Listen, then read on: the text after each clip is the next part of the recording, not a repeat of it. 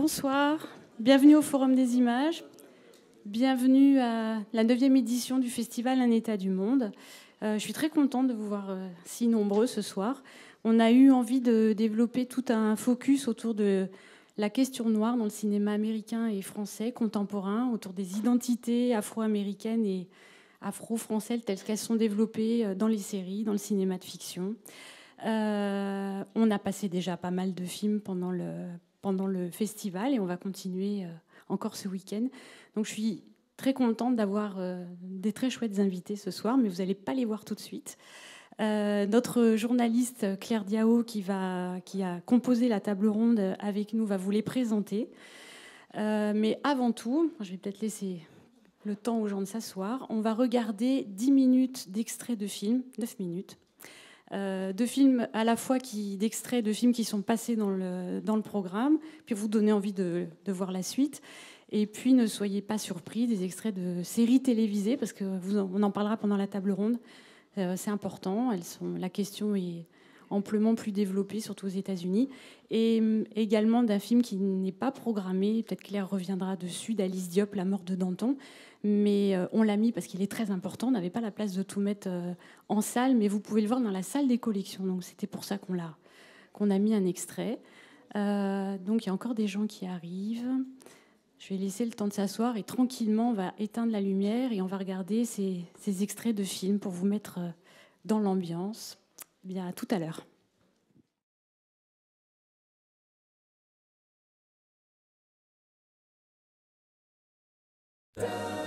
All's my life I has to fight, nigga.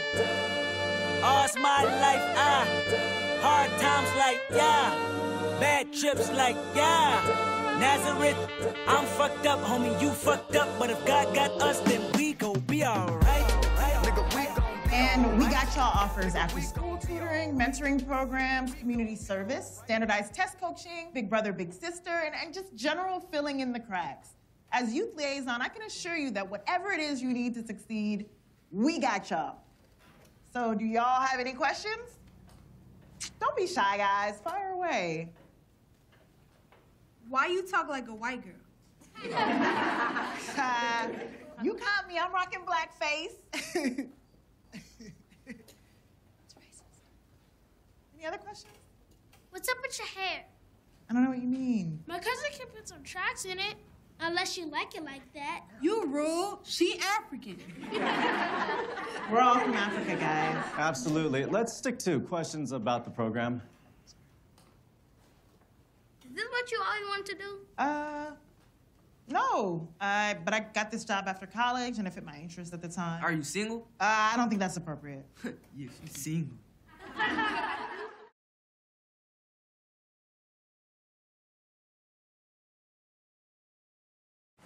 Let me tell you something, man.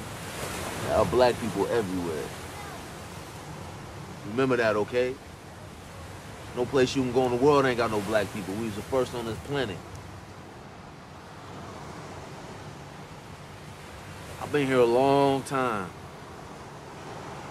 And I'm from Cuba. A lot of black folks in Cuba. You wouldn't know that from being here, though. I was a wild little shorty, man. Just like you. Running around with no shoes on, the moon was out. This one time, I run by this old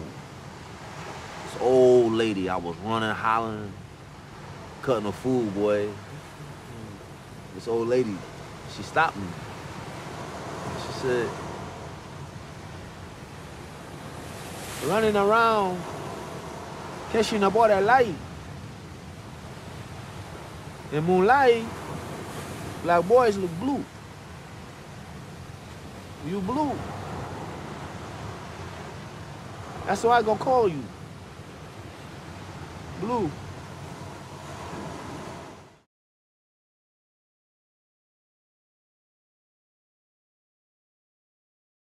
Quels sont les films qui te font... T'as un mentor, un comédien qui... Moi, en France, c'est Gabin et Lino Ventura, l'ancienne école, quoi. Pourquoi? C'est la classe. C'est la classe. Ils ont la tchatch, Même leur manière de marcher, de fumer leurs cigarettes, il y a quelque chose derrière ça dans leur film. C'est la classe. En plus, c'est le langage à l'ancienne, le vrai parisien et tout. Bien. Belleville, tout ça, toute cette compagnie, quoi. Non, ça, j'aime bien.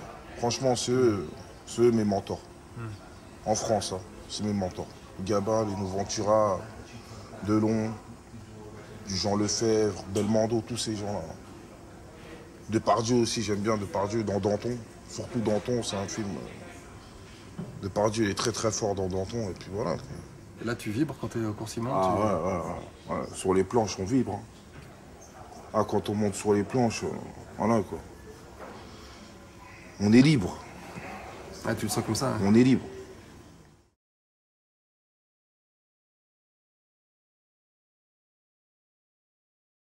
La lutte pour l'égalité des femmes, c'est de disposer de son corps. Et disposer de son corps veut dire déshabiller son corps. Comme elle voit, c'est quoi disposer de son corps? C'est que comme ça. Si toi, tu ne le vois pas comme ça, bah, tu n'es pas une femme. Moi, c'est cette violence-là que j'ai subie en 2004-2005. Oui, c'est nous. On a lutté des années pour que notre corps nous appartienne. Mais qu'est-ce que je suis en train de faire, moi?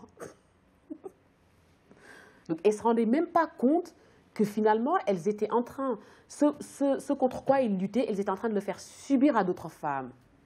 Et c'est encore d'autant plus violent quand c'est des femmes qui font subir la violence. C'est d'autant plus violent. Au nom d'une lutte pour l'égalité. Au nom d'une lutte pour l'égalité.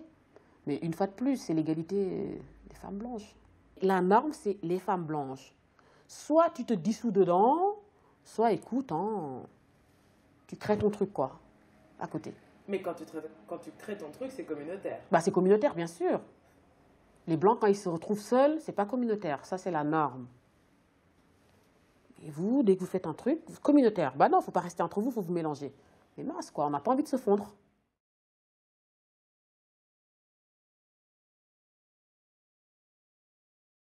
Look, man, is there somewhere we can talk for real? Because, I'm sorry, who is this dude? Darius, no, man, I'm fine with talking right here. When you first walked in, I gave you a cookie. No, yeah, I remember who you are. Look, I'm not asking for money. You should be. Ain't you homeless? Not real homeless. I'm not using a rat as a phone or something. Don't be racist, man. That make you schizophrenic. That don't make you homeless. Wait, not if it worked, man. Nah, if you could use a rat as a phone, man, that'd be genius. I mean, it's like 5 rats for every 1 person in New York alone. Everybody would have an affordable phone. Yeah, man, I mean, it'd be messy, but worth it. Is he your manager? Rappers need managers. I'm just trying to get paid right quick. Yeah, man, rap is D-E-D. Yeah. This isn't about rap. If we do this right, your kids can live good. My kids can live good. Darius's kids. I can't have kids. I'm sure I'll find out why when the time's right. When is it appropriate time to talk about my balls getting smashed? Right now. Apparently. Look, I'm not dumb. You're older. You have no real fan base. You're not white and or selling sex.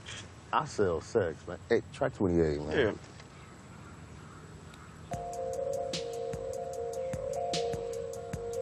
Woo! Come on. Hey, mucking. That's massage and fucking. See, the concept is a massage. I caught the concept. Okay, 28 tracks, a lot of skits. I cut them. Nah, but his is different. Yeah, but I'm really good. I still cut them. Well, you're not my manager, Earn.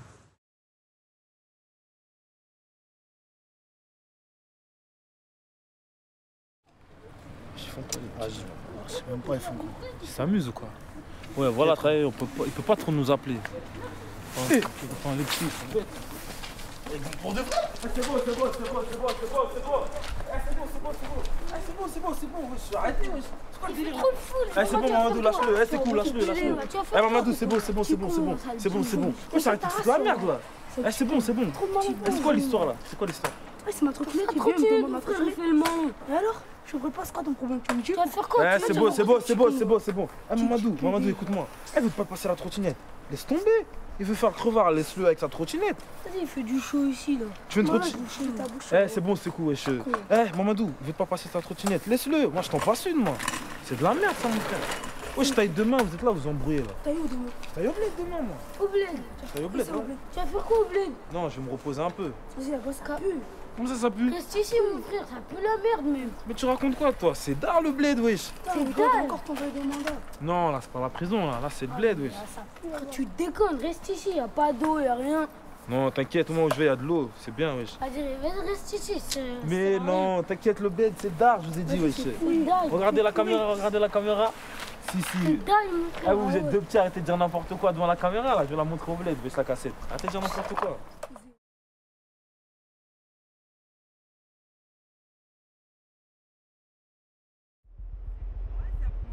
La mer, c'est quelque chose que j'aime beaucoup.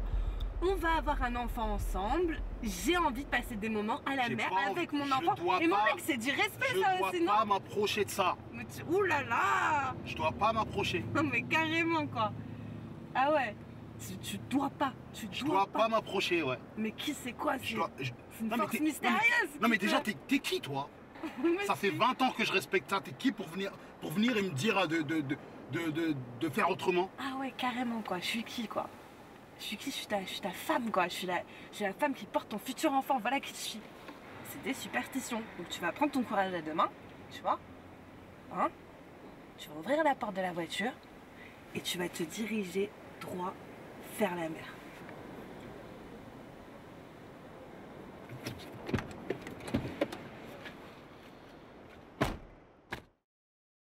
Donc bonsoir à tous, merci d'être venus. Je m'appelle Claire Diao, je suis journaliste cinéma et donc je vais jeter mon stylo au pied de nos invités. Donc j'appelle à la table Caroline Blash, Jean Carénard et Jean-Pascal Zadi.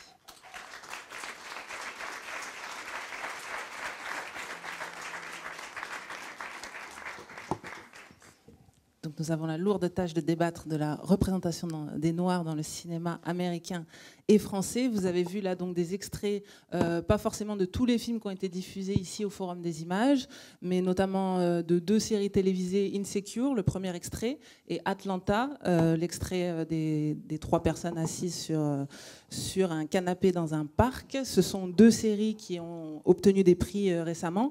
Insecure, c'est une série de Issa Rae qui a été diffusée sur HBO en 2016 et qui a notamment obtenu le African American Film Critic Association Awards et le Black Reel Television Awards. Et Atlanta, c'est une série télévisée de Donald Glover qui a été diffusée sur une chaîne américaine appelée FX et qui a été primée à 2 reprises aux Golden Globes cette année. Les autres extraits, vous avez vu La mort de Danton de Alice Diop, qui avait obtenu l'étoile de la SCAM en 2011 et qui est disponible ici en salle des collections.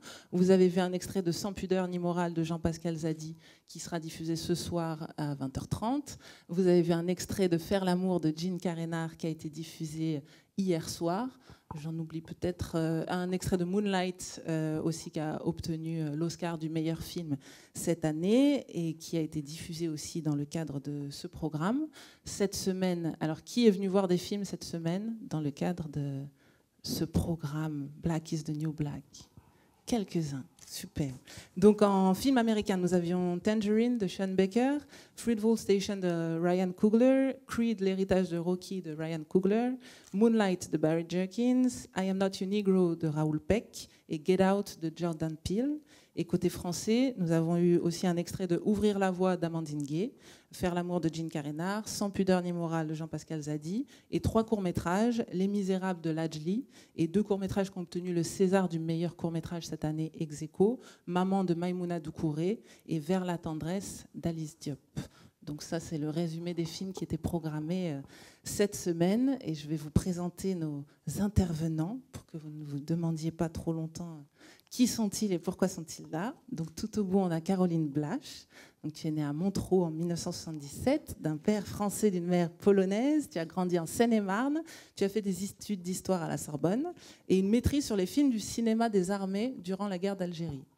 En 2006, tu as réalisé un court-métrage documentaire, À l'ombre d'eux, sur l'écrivain Abdelhafed Ben Othman. En 2008, tu as été assistante réalisatrice sur le documentaire Bélé, tambour vivant de Barbara Jean-Élie, tourné en Martinique. En 2012, tu as réalisé des photographies pour le livre Lumière de Pointe-Noire d'Alain Mabankou et tu as aussi coordonné son groupe de musique Black Bazar. Depuis 2014, tu es recherchiste iconographe, c'est-à-dire qu'elle cherche des archives pour les musées ou pour les films documentaires au sein de la société XY Zèbre. Tu organises également les tournées du programme itinérant de court-métrage. On avait dit de le couper, Jean-Pascal. Donc tu organises les tournées d'un programme itinérant de court-métrage qui s'appelle Quartier Lointain. Et en 2016, tu as réalisé une web-série Noir Amérique avec Florent de la Tulaille pour Arte Créative. C'est bien ça. Voici Caroline Blache. À tes côtés, on a Jean Carénard. Donc toi, tu es née à Port-au-Prince en 81, de parents haïtiens. Tu as grandi entre Haïti, le Togo et la Guyane. Puis tu as étudié la philosophie à la Sorbonne. Tu as d'abord créé une association Diafincat avec Aïssatou Baldé pour réaliser des clips. Tu as également fait des films d'atelier. Puis tu as tourné un court-métrage, White Girl in a Panty, à New York. En 2010, ton premier long-métrage Donoma a fait sensation, était sélectionné au Festival de Cannes et est sorti en France. Et il a surtout obtenu le prix Louis Deluc du meilleur premier film. En 2014, tu as présenté à la Semaine de la critique au Festival de Cannes le long-métrage Faire l'amour, qui était programmé hier. Tu es également gérant de la société de production et de distribution Donoma Guérilla avec Salomé Blechman, ici présente. Et vous développez un nouveau concept qui s'appelle FIMO. C'est bien ça. Et à côté de moi, Jean-Pascal Zadi, qui est né à Bondy en 1980, de parents ivoiriens. Tu as grandi à Caen. Tu as eu un DUG d'économie et un BTS en communication. J'ai le niveau. Ah, tu as le niveau. D'accord. Ah, très bien. Tu as fait, comme Steve Tienche dans l'extrait de La mort de Danton, tu as fait un passage par le cours Simon de 2 semaines. Flash éclair, c'est ça? Ok. Tu as démarré dans le milieu du rap en tant que rappeur au sein du groupe La Cellule. Ouais. Puis tu as réalisé en 2005 un documentaire qui s'appelle Des Hallo Back, justement sur le milieu du hip-hop, produit par une société que tu avais créée, Dombolo Productions. Non, jamais. Jamais? Non, C'est pas faux. Dombolo, Gombo. Gombo Productions. Ah. En 2008, tu as réalisé un moyen-métrage autoproduit Cramé. En 2010, un long-métrage autoproduit African Gangster. Et en 2011, tu as créé avec Camille Moulonguet la société 12 Doigts Productions et le long-métrage Sans pudeur ni morale qu'on diffuse tout à l'heure. En 2012, tu as réalisé un documentaire pour la télévision sur la chaîne D8 African Dream sur le groupe Magic System. Tu es apparu dans le Before du Grand Journal sur Canal+. Tu as également animé C'est quoi les bails sur Canal+. En 2014, tu as publié ton premier roman Bastos à crédit. En 2016, tu as tourné une série qu'on attend de voir qui s'appelle Craignos. Et en 2017, tu es dans l'émission Tête de Wham sur C-Star. Et on t'a vu aussi dans Coexister de Fabrice Eboué, brièvement, si vous avez vu ce film, dans un clip de rap phénoménal. Il fait une apparition. Voilà pour vous trois. Donc finalement, vous êtes de la même génération et vous avez tous... Ouais, quasiment. Il est un peu plus vieux que vous. 80 et 2 de 80. Ah oui, oui. Ah, c'est pas... Non. En 80, je l'ai dit après. OK. Donc, juste par rapport à cette thématique, moi, je voulais vous poser une première question. Si je retrouve, voilà. Vos premiers souvenirs de noir au cinéma, c'était qui? C'était quel film? Premier souvenir de noir au cinéma. En fait, j'hésite. Je crois, ça doit être Gouverneur de la Rosée, qui était pendant longtemps le seul film haïtien. Et donc, il passait chaque année. Et je me souviens que tout le monde se mettait devant. Ça, je comprenais pas grand-chose, mais j'étais très petit. Mais je crois que c'est le premier film. C'est la première fois que j'ai vu des Noirs au cinéma. Et puis après, c'était Eddie Murphy, quoi, comme beaucoup. Au cinéma ou à la télévision? Gouverneur de la Rosée, ça passait à la télévision. Au cinéma, proprement dit, à mon avis, ça a dû être Eddie Murphy, quoi. Flic de Beverly Hills. Caroline? Alors là, c'est pas au cinéma, c'est à la télé, parce que j'ai vraiment grandi à la campagne. Et je crois que c'est un film de Zane Palsy. Je crois que c'est Siméon. Mais à part ça, effectivement, il y a Eddie Murphy. On ne peut pas passer outre quand on est gamin. Et non, oui, je pense que c'est Siméon ou Toubabi. Je ne sais pas pourquoi. Enfin, je me souviens et je me souviens m'avoir dit « Ah, mais c'est le foyer en face de chez mon papa ». Parce que mon père habitait à Paris, dans le 13e. Voilà. Jean-Pascal. Moi, au cinéma, j'ai été au cinéma très tard dans ma vie. Avant, j'allais pas au cinéma, je sais pas, même les films, ça m'intéressait pas. Et donc, j'ai commencé par la télé. Et les premiers Renoir que j'ai vus à la télé comme ça, c'est Eddie Murphy. Et après, c'est plus, tu vois, des cassettes vidéo que mes parents y ramenaient de Côte d'Ivoire, avec des films, tu vois, ivoiriens, avec des acteurs comme, mais je sais pas si tu connais, Léonard Groguet. Voilà, c'est des comiques ivoiriens, tout ça. Et voilà. Mais au cinéma, genre aller au cinéma voir un Renoir comme ça, je sais pas, j'ai aucun souvenir. Franchement, j'ai pas de souvenir. Et dans des films français? Dans les films français, bah, c'est La Haine. Ouais, le film français avec un noir. Quand tu vois un noir comme ça qui débarque, c'est La Haine. Avant, j'ai pas. Hubert Koundé, donc. Ouais, Hubert Koundé. J'ai pas d'autres souvenirs de films. Ah si. Black Micmac. Ouais, dans Black Micmac, il y avait. De Thomas Gilou. Ouais, mais l'acteur là. Isaac de Bancolé. Voilà, Isaac de Bancolé. Voilà, ça c'est voilà. Qui a obtenu un César en 87 voilà. pour son rôle. Acteur ivoirien. Il y avait Roméo et Juliette aussi, qui a été avec Firmin Richard. Romuald et Juliette. Ah, Romuald et Juliette. Romuald et Juliette. C'est ça que toi, ton premier souvenir ouais, en film vraiment, français? Ouais, je crois que c'est le mien aussi. Où il y a une famille en tout cas, et où il y a une histoire d'amour aussi. Voilà.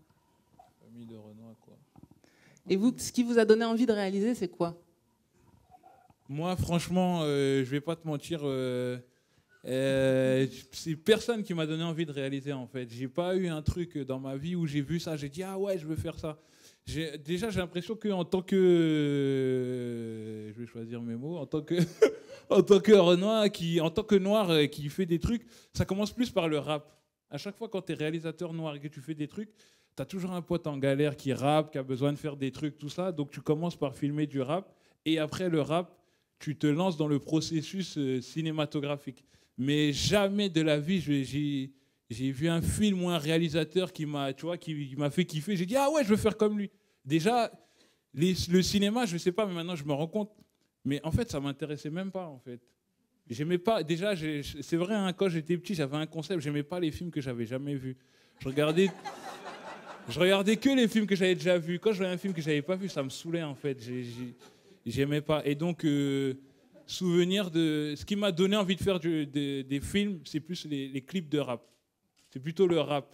Le côté, tu vois, indépendance, les mecs qui font leur truc, tout ça, ils rappent, tac, dans le quartier, Wu-Tang Clan, ministère, tu vois ce que je veux dire? C'est ça qui m'a ramené à l'image.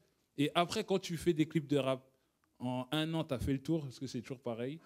Ils veulent des motos, ils veulent, tac, vas-y, je vais ramener son flingue, il va ramener ça te fatigue. Et après, comme j'ai été lassé du rap, c'est comme ça que j'ai eu envie de faire des petits films, quoi, tu vois. Et Jean, il me semble que toi aussi, tu as réalisé des clips. J'ai réalisé des clips, mais l'envie de faire du cinéma, enfin le fait de savoir que j'allais être réalisateur, c'est venu en lisant un livre de Spike Lee.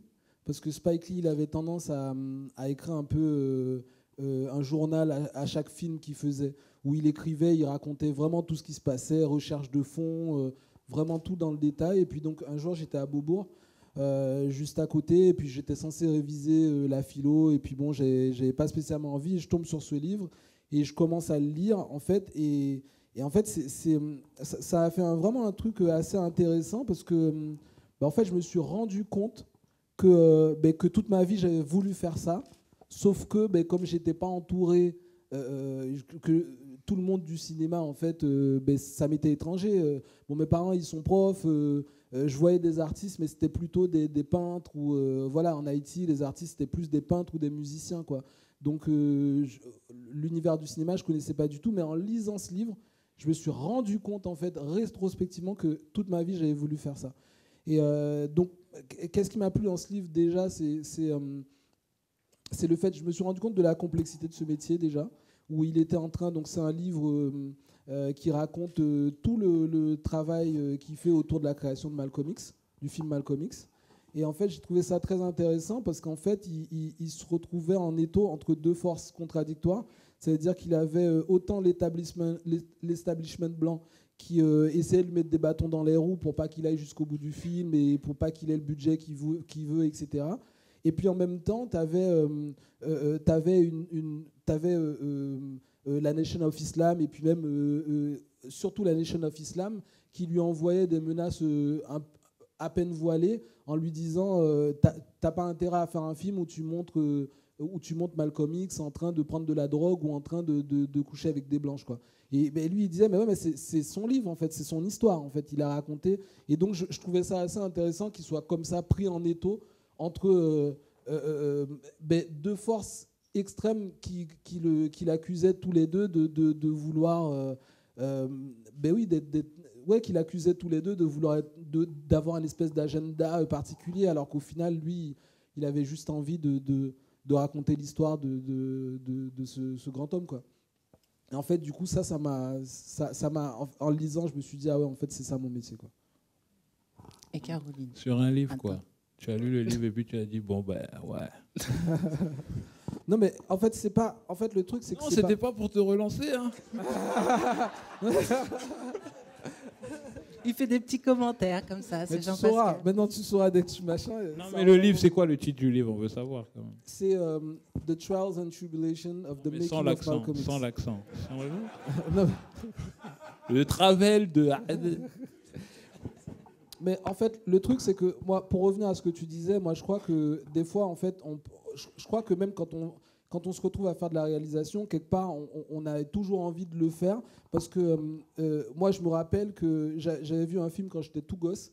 Et puis, je me souviens plus le titre du film, mais il y avait Depardieu qui rentrait, qui venait de faire un braquage ou un truc comme ça. Et puis, il allait voir un chirurgien esthétique.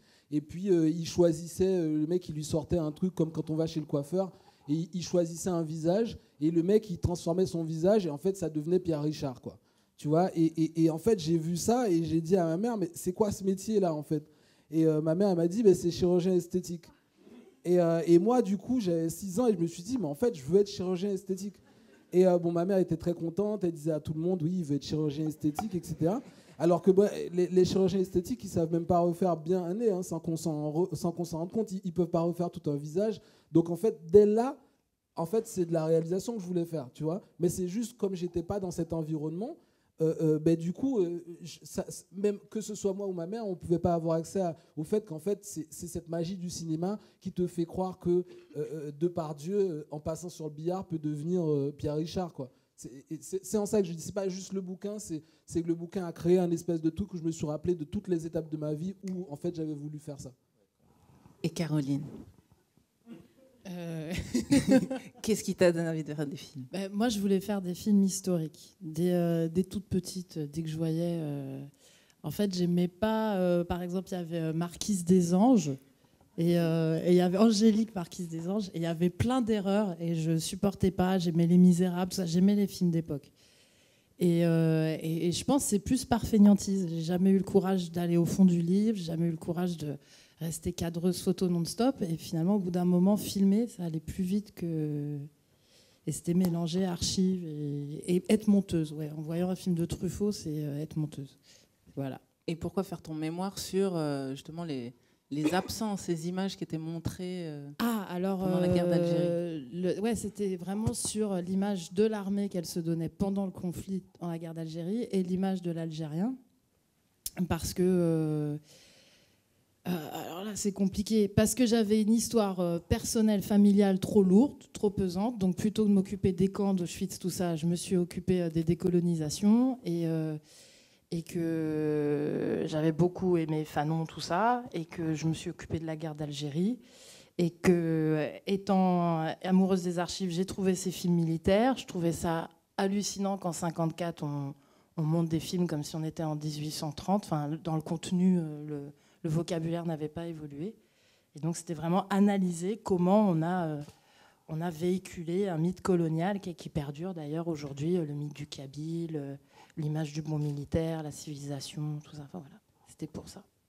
Et une fois, tu m'avais dit qu'une documentariste égyptienne t'avait particulièrement marqué.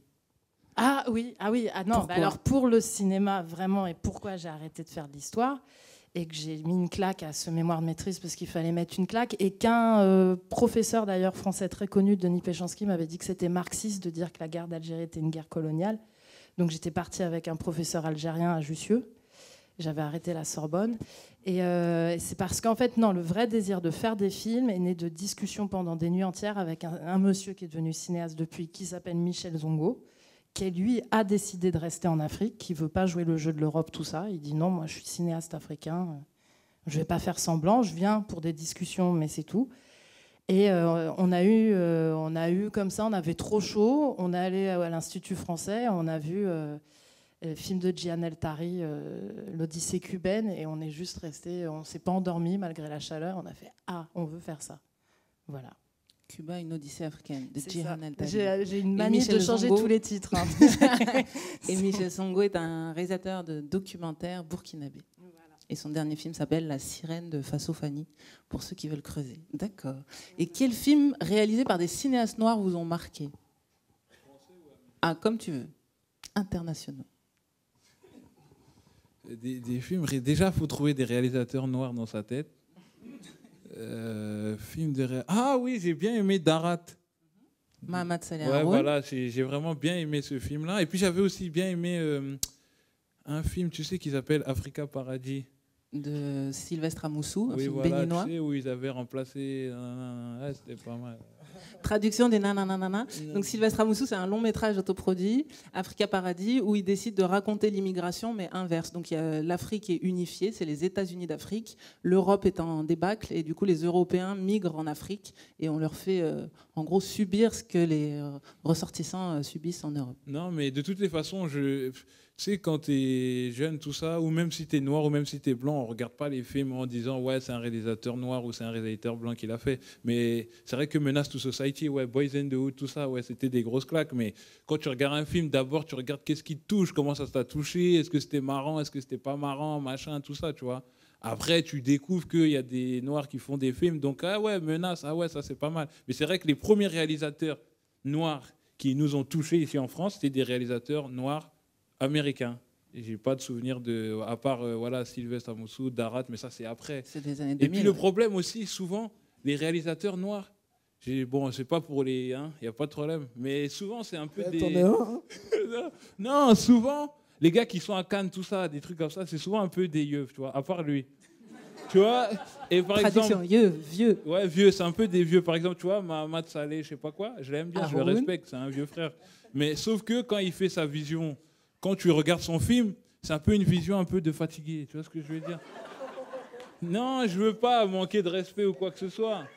Mais les gens, ils prennent mal le truc. C'est pas ça. C'est que je trouve qu'il devrait y avoir plus de cinéastes jeunes, africains, j'allais dire négros, noirs, qui font des films, tu vois, avec plus une dynamique jeune, machin et tout. Parce que quand on va au festival de Cannes, par exemple, Mahamat Saleh, tout ça, c'est un vieux père, je le respecte. Mais ces films de, ouais, l'autre, il est à la campagne, dans le désert, machin. Même les Africains, ils regardent ça, ils sont fâchés, je te dis la vérité. Et les Africains, ils regardent ça, ils sont vénères. Donc moi, j'aimerais bien qu'il y ait quand même plus de réalisateurs africains jeunes qui racontent des choses dynamiques, des trucs. Tu vois ce que je veux dire? Parce qu'on a l'impression souvent, les gens, les anciens, ils font des films et tout, c'est pour faire plaisir à, tu vois, à lui, à Cannes, à machin, tu vois. Ce serait mieux qu'il y ait des réalisateurs africains, jeunes ou renois français d'ici, comme Jean, qui prennent la caméra, qui boostent un peu le truc, tu vois. Parce que souvent, après, c'est peut-être aussi, voilà, le parcours est difficile quand tu es un Africain, donc tu peux pas arriver à 30 ans faire des films. Mais souvent, les anciens qui font des films, les anciens renois qui font des films, souvent, moi, c'est ma vision personnelle. C'est un peu... Donc Darat de Mahamat Saleh Haroun est un long métrage tchadien qui est sorti en 2006, qui a été primé à Venise et qui raconte la vengeance d'un garçon qui a perdu son père et qui devient apprenti de l'homme qui a tué son père. Ouais, ce film-là était bien. Ce film-là était vraiment bien. Mais la preuve, je l'ai dit tout à l'heure. Donne la parole aux autres maintenant. Non, il n'y a pas de problème. J'en oublie presque ma question. Oui, les premiers films réalisés par des cinéastes noirs qui t'ont marqué. Ben, je crois que c'est vraiment pas original. Ça a toujours été Spike Lee. Hein. Ça a vraiment toujours été Spike Lee. Je me souviens vraiment où j'étais au Togo, j'étais chez ma cousine, et puis il y avait une cassette vidéo qui était posée. Et puis je l'ai mise parce que c'était très coloré et tout. Et puis je mets, et puis c'est Do the Right Thing, quoi. Et Do the Right Thing, en fait. Doublé en français ou en anglais sous-titré? Non, c'était en anglais sous-titré, quoi. Les films de Spike Lee, à l'époque, je crois qu'ils arrivaient rarement jusqu'au doublage, hein, parce que ouais, je suis pas sûr qu'ils étaient tant vus que ça. En tout cas, je regarde ça. Et c'est vrai que bon, j'étais tout petit, hein, je devais avoir 11 ans ou un truc comme ça, mais le film, il avait cette dynamique que JP, il aime, quoi. Et ça te chope direct, ça te chope tout de suite, tu vois. T'as pas du tout d'effort à faire. Tu commences, bam, il y a le rap, il y a la nana en train de danser, les dialogues. Et effectivement, ça m'a scotché, quoi. Je me souviens vraiment de ce moment-là, quoi. Caroline, bon, tu parlais de Siméon Zanpalsi. C'est Zanpalsi, ouais. C'est Rue Cazenègre et Siméon. Siméon et le Ballon d'Or de Cheikh Doucouré. Avec le ouais, avec Badian là. Vraiment, ça j'avais Madame Aspirine et tout. Je me souviens. Même ça, il l'avait passé à l'école. Donc c'était dans une école où ma mère faisait un remplacement parce que moi on était tous au même niveau, 13 dans la même classe, de la maternelle au CM2. Mais voilà. C'était des films que tu avais vus tous à la télévision. Oui, c'était ça passait. En fait, c'était les premiers cinémas, des choses comme ça. Canal+. En fait, ma mère a toujours aimé le cinéma. Elle était un peu triste de vivre à la campagne, donc très vite, elle a tout fait pour avoir Canal très très vite. Donc on regardait et ces films-là passaient. Donc ça, c'est un souvenir de télé. Voilà. Et Rue Cazenègre a donc permis à Zanpalsi d'obtenir le César de meilleure réalisatrice en 1984. Vous avez tous en plus un lien avec la musique, donc que ce soit Black Bazar, donc plutôt musique africaine, vous êtes passé aussi par... Toi, tu as été rappeur, mais toi, tu as tourné des clips de rap. Quel lien vous faites, ou comment vous regardez le fait que les Noirs ont plus facilement émergé dans la musique que dans le cinéma? Tu veux parler? Ouais, fais commencer quelqu'un d'autre, vas-y. Non, sinon, Jean, moi, regarde, Jean, j'enchaîne, il a pris l'inspiration. Nous, c'est la street, il n'y a pas de... Je crois que déjà, en règle générale, le monde de la musique a beaucoup d'années d'avance en comparaison avec le monde du cinéma, quoi. Ça veut dire que, par exemple, dans le monde de la musique, tout le monde a commencé à basculer en indépendant il y a plus de 15 ans. Les gens ont commencé à avoir leur propre label, etc. Il y a une quinzaine d'années, ils ont commencé à faire ça. Dans le cinéma, c'est même pas encore vraiment le cas, quoi. L'indépendance, le virage d'indépendance qui a été amorcé dans la musique. Et donc, je crois qu'il y a énormément de retard. Il y a vraiment énormément de retard. Et puis ensuite, maintenant, je pourrais pas dire pour toute la musique, mais je sais que pour la musique urbaine, type rap, etc. Après, ouais, il y a eu l'exceptionnelle émergence du hip-hop, quoi, qui au final, en fait, c'est une culture entière, quoi. Et effectivement, c'est le hip-hop. On peut se poser la question de pourquoi il n'y avait pas trop le cinéma dedans. Pourquoi dans cette discipline-là, il y avait la danse, il y avait la musique, il y avait le graphe, mais c'est vrai que il était moins accessible aussi à l'époque. Donc, c'est une question un peu compliquée, mais d'habitude, j'ai toujours tendance à regarder la musique en me disant que la musique, c'est là où sera le cinéma dans 20 ans. Je crois qu'il y a 20 ans de décalage comme ça entre musique et cinéma, quoi. Non, mais parce que aussi, pour rapper, t'as pas besoin de grand-chose. Pour rapper, t'es là, t'es dans ta cave, tu fais ton texte, tu fais ton truc. Et puis aujourd'hui, avec les ordis, les studios, tout ça, donc c'est beaucoup plus facile. Alors que pour le cinéma, tu vois, faut trouver un distributeur, faut une chaîne de télé, faut de la thune, tu vois, c'est un peu plus relou. Donc, c'est pas la même chose. Mais je pense qu'avec l'évolution technologique, tout ça, avec les caméras, avec tous ces bails-là, du fait que, tu vois, lui, il a pu faire ses films en indé, elle aussi, moi aussi, on a pu faire nos films sans rien demander à personne. Donc, je pense que ça arrive maintenant. Tu vois, cette espèce d'indépendance, comme il y a eu dans le rap, ça arrive maintenant avec la technologie. Mais sauf que, voilà, maintenant, une fois que tu as fait ton film, il faut trouver un distributeur, il faut trouver plein de choses là. Et là, tu es obligé de discuter avec des gens qui ne sont pas comme toi, tu vois. Donc, c'est là que ça pose le problème un peu. Et puis, aussi, il faut savoir aussi que, par exemple, quand tu fais ton film, se pose le problème de la distribution. C'est-à-dire qu'il va falloir trouver quelqu'un qui va mettre de l'argent pour que ton film soit visible dans toutes les salles. Alors que quand tu fais ton CD de rap, ça coûte rien à personne. Tu peux le mettre sur iTunes, et ton CD, tu peux aller toi-même le déposer à la FNAC, tout ça, donc c'est beaucoup plus facile. Alors que dans le cinéma, c'est toute une logique industrielle qui est un peu plus lourde. Tu vois ce que je veux dire ou pas? Tu voulais dire un truc? Parce que je voulais rajouter un truc aussi pour revenir sur... C'est bon. Même pour revenir sur le côté Cannes, festival, etc. C'est vrai que y a une avance qui est prise par la musique parce que leur but ultime, c'est le public à la musique. Tu fais de la musique et puis en fait, tu veux essayer de trouver le maximum de personnes qui voient ta musique. Alors que c'est vrai que dans le cinéma, le fait même que les récompenses suprêmes dans le cinéma ne soient pas du tout liées au public et ce soit des récompenses qui te soient données par des gens qui votent et qui sont là depuis un bout de temps, par définition, ça en fera un art qui sera forcément beaucoup plus... qui mettra beaucoup plus de temps parce qu'en fait, la vérité, c'est qu'il y a plein de gamins de 20 ans en fait, qui rêvent d'avoir une récompense, alors que bon, si tu prends un musicien, il rêve de quoi? Il rêve d'avoir une audience. Il n'est pas en train de dormir en disant « Ah ouais, j'aimerais avoir une victoire de la musique » ou « Ah ouais, j'aimerais... » Non, il est en train de vouloir toucher le maximum de personnes, quoi. Alors que dans le cinéma... même le fait de toucher le maximum de personnes, ça peut très vite être assez mal vu, quoi. Et donc, je crois que les récompenses et les festivals, je crois que ça pèse un peu quand même. Caroline. Après, les clips, ils viennent du cinéma. Enfin, tout dépend d'où on prend le cinéma. Le cinéma égyptien, à la base, c'est du cinéma autour de la musique. On filme Kalsoum, etc. On filme des femmes. Le cinéma indien, c'est pareil. Même... le grand cinéma africain des années 80, genre il y a La vie est belle avec Papa Wemba, tout est autour de Pépé Calais. Même dans Black Micmac, il avait retrouvé ça, Thomas Gilou, avec le défilé des sapeurs, avec les vrais mecs de l'époque. Joe Ballard, tu l'as dans Rue Princesse. Donc et même en France, il y avait quelqu'un comme Jacques Demy, et il y a des grands cinéastes français mondialement connus. Quelqu'un comme Gondry, il a commencé par le clip.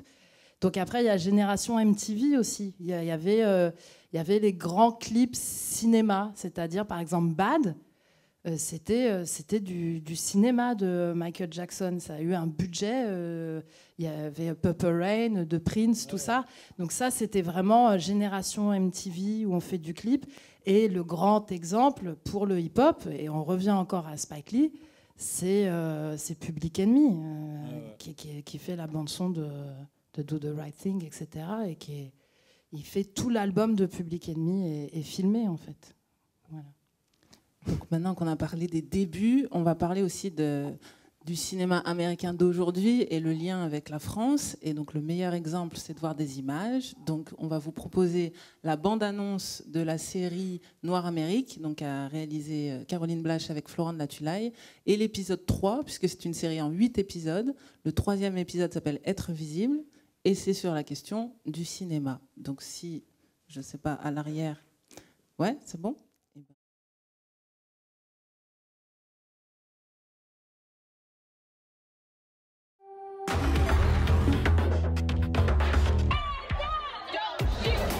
À la fin de la présidence de Barack Obama, les Afro-Américains ont décidé de ne plus être les victimes invisibles d'une société américaine minée par les injustices sociales et raciales. What is the Black Lives Matter movement? We don't just want to hear a fancy slogan. We want opportunity. I can't breathe. Cops are getting paid leave for killing people.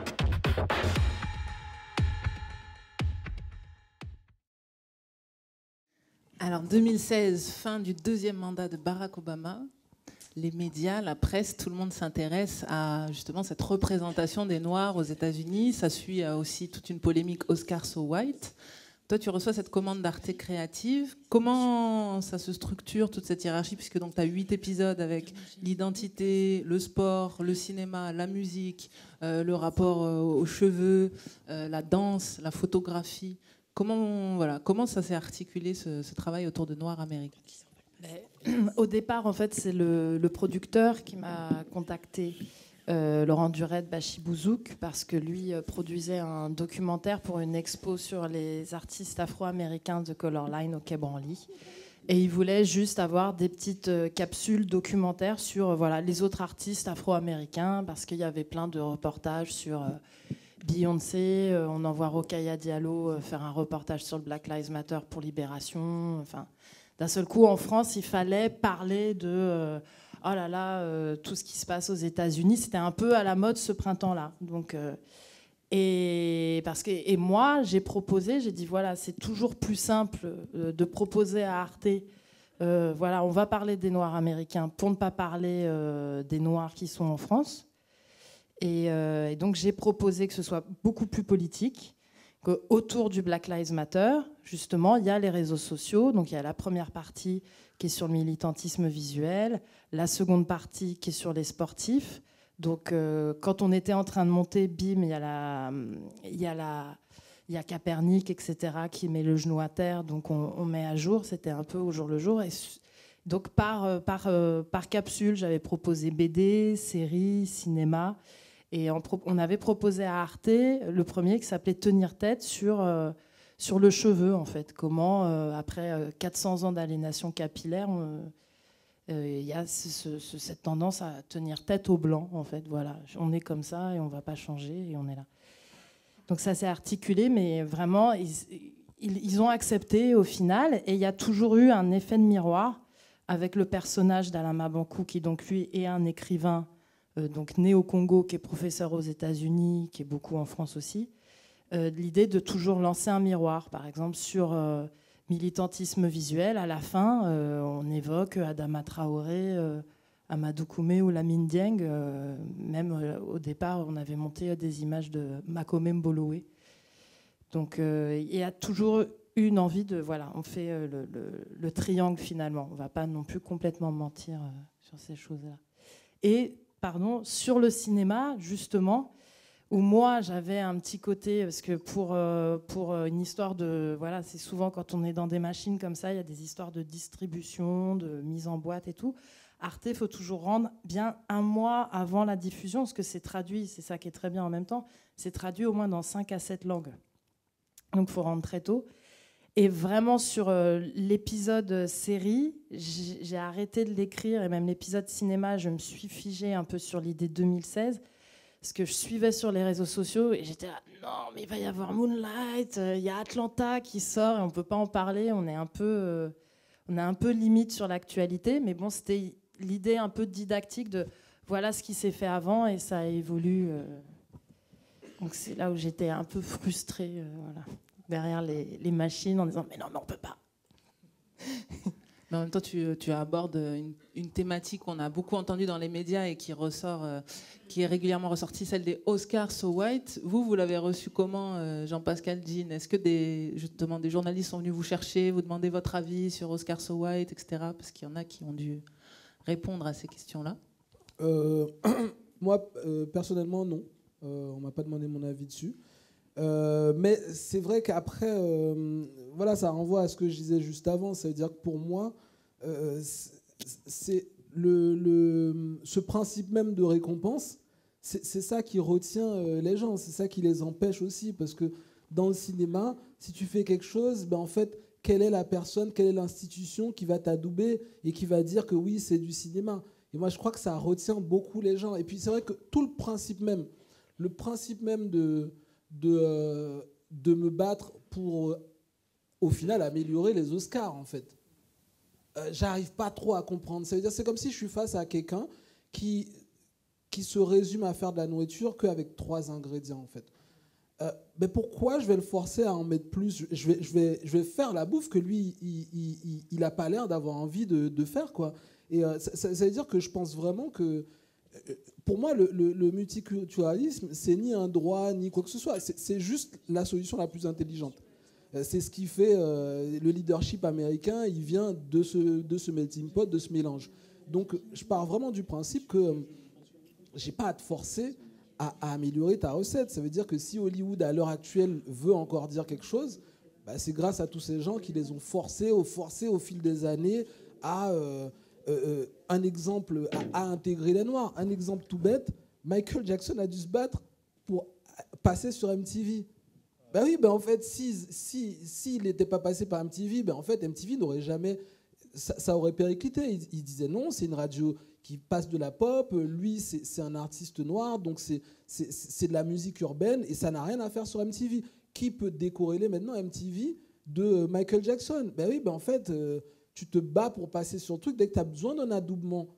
et que tu te bats pour avoir cet adoubement, ben oui, ben en fait, tu es juste en train d'aider. Tu prolonges la longévité d'un ancien truc, en fait. C'est ce que tu fais. Tu le mets sous perf et tu le forces à s'actualiser et à être nouveau. Moi, j'ai aucune envie Moi, j'ai envie que ça parte, quoi. Si vous voulez que ça, ben allez-y, faites votre truc et puis remplaçons-le. Construisons des générations de cinéastes qui soient dans le même état d'esprit que des jeunes codeurs, que des jeunes programmateurs. Les programmateurs, ceux qui font leurs applis, si tu leur disais qu'il y a un prix qui va leur être donné par des mecs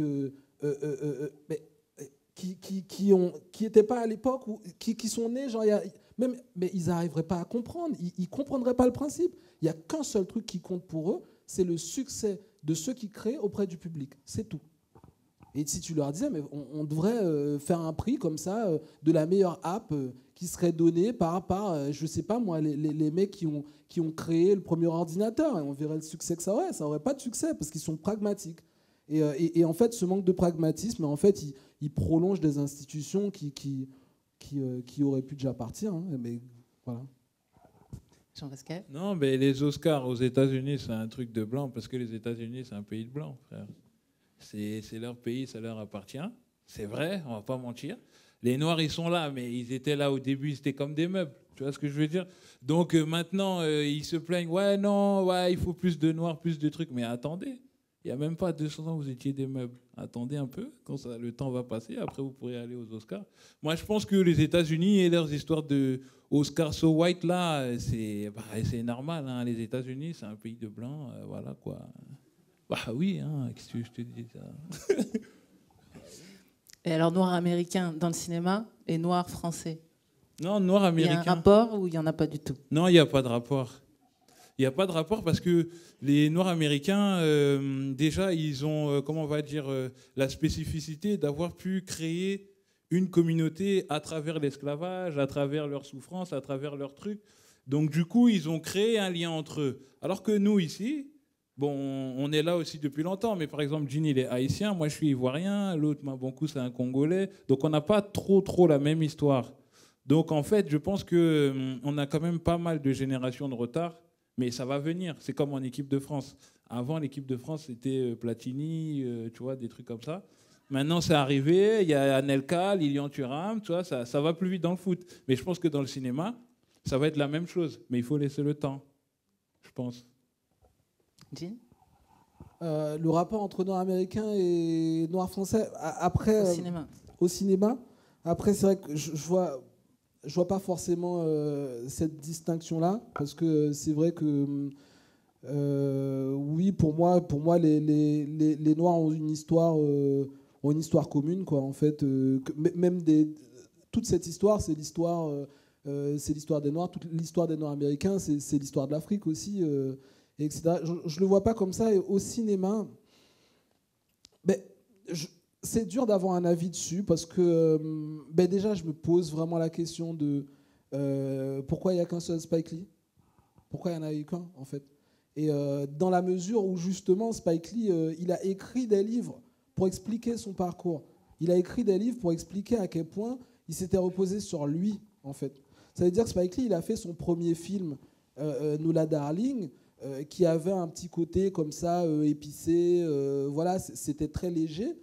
Quand il a fait ce film, oui, ça a été accueilli à Cannes, machin, etc. Après, Spike Lee, il a fait 15 films, et ces 15 films, ils n'étaient pas bien vus, en fait, du tout, ces films. Et donc, je ne suis pas en train de dire que c'est ces sujets-là dont il faut parler, mais ce que je dis, c'est qu'à travers ce parcours, il a vraiment expliqué une stratégie pour créer, quoi.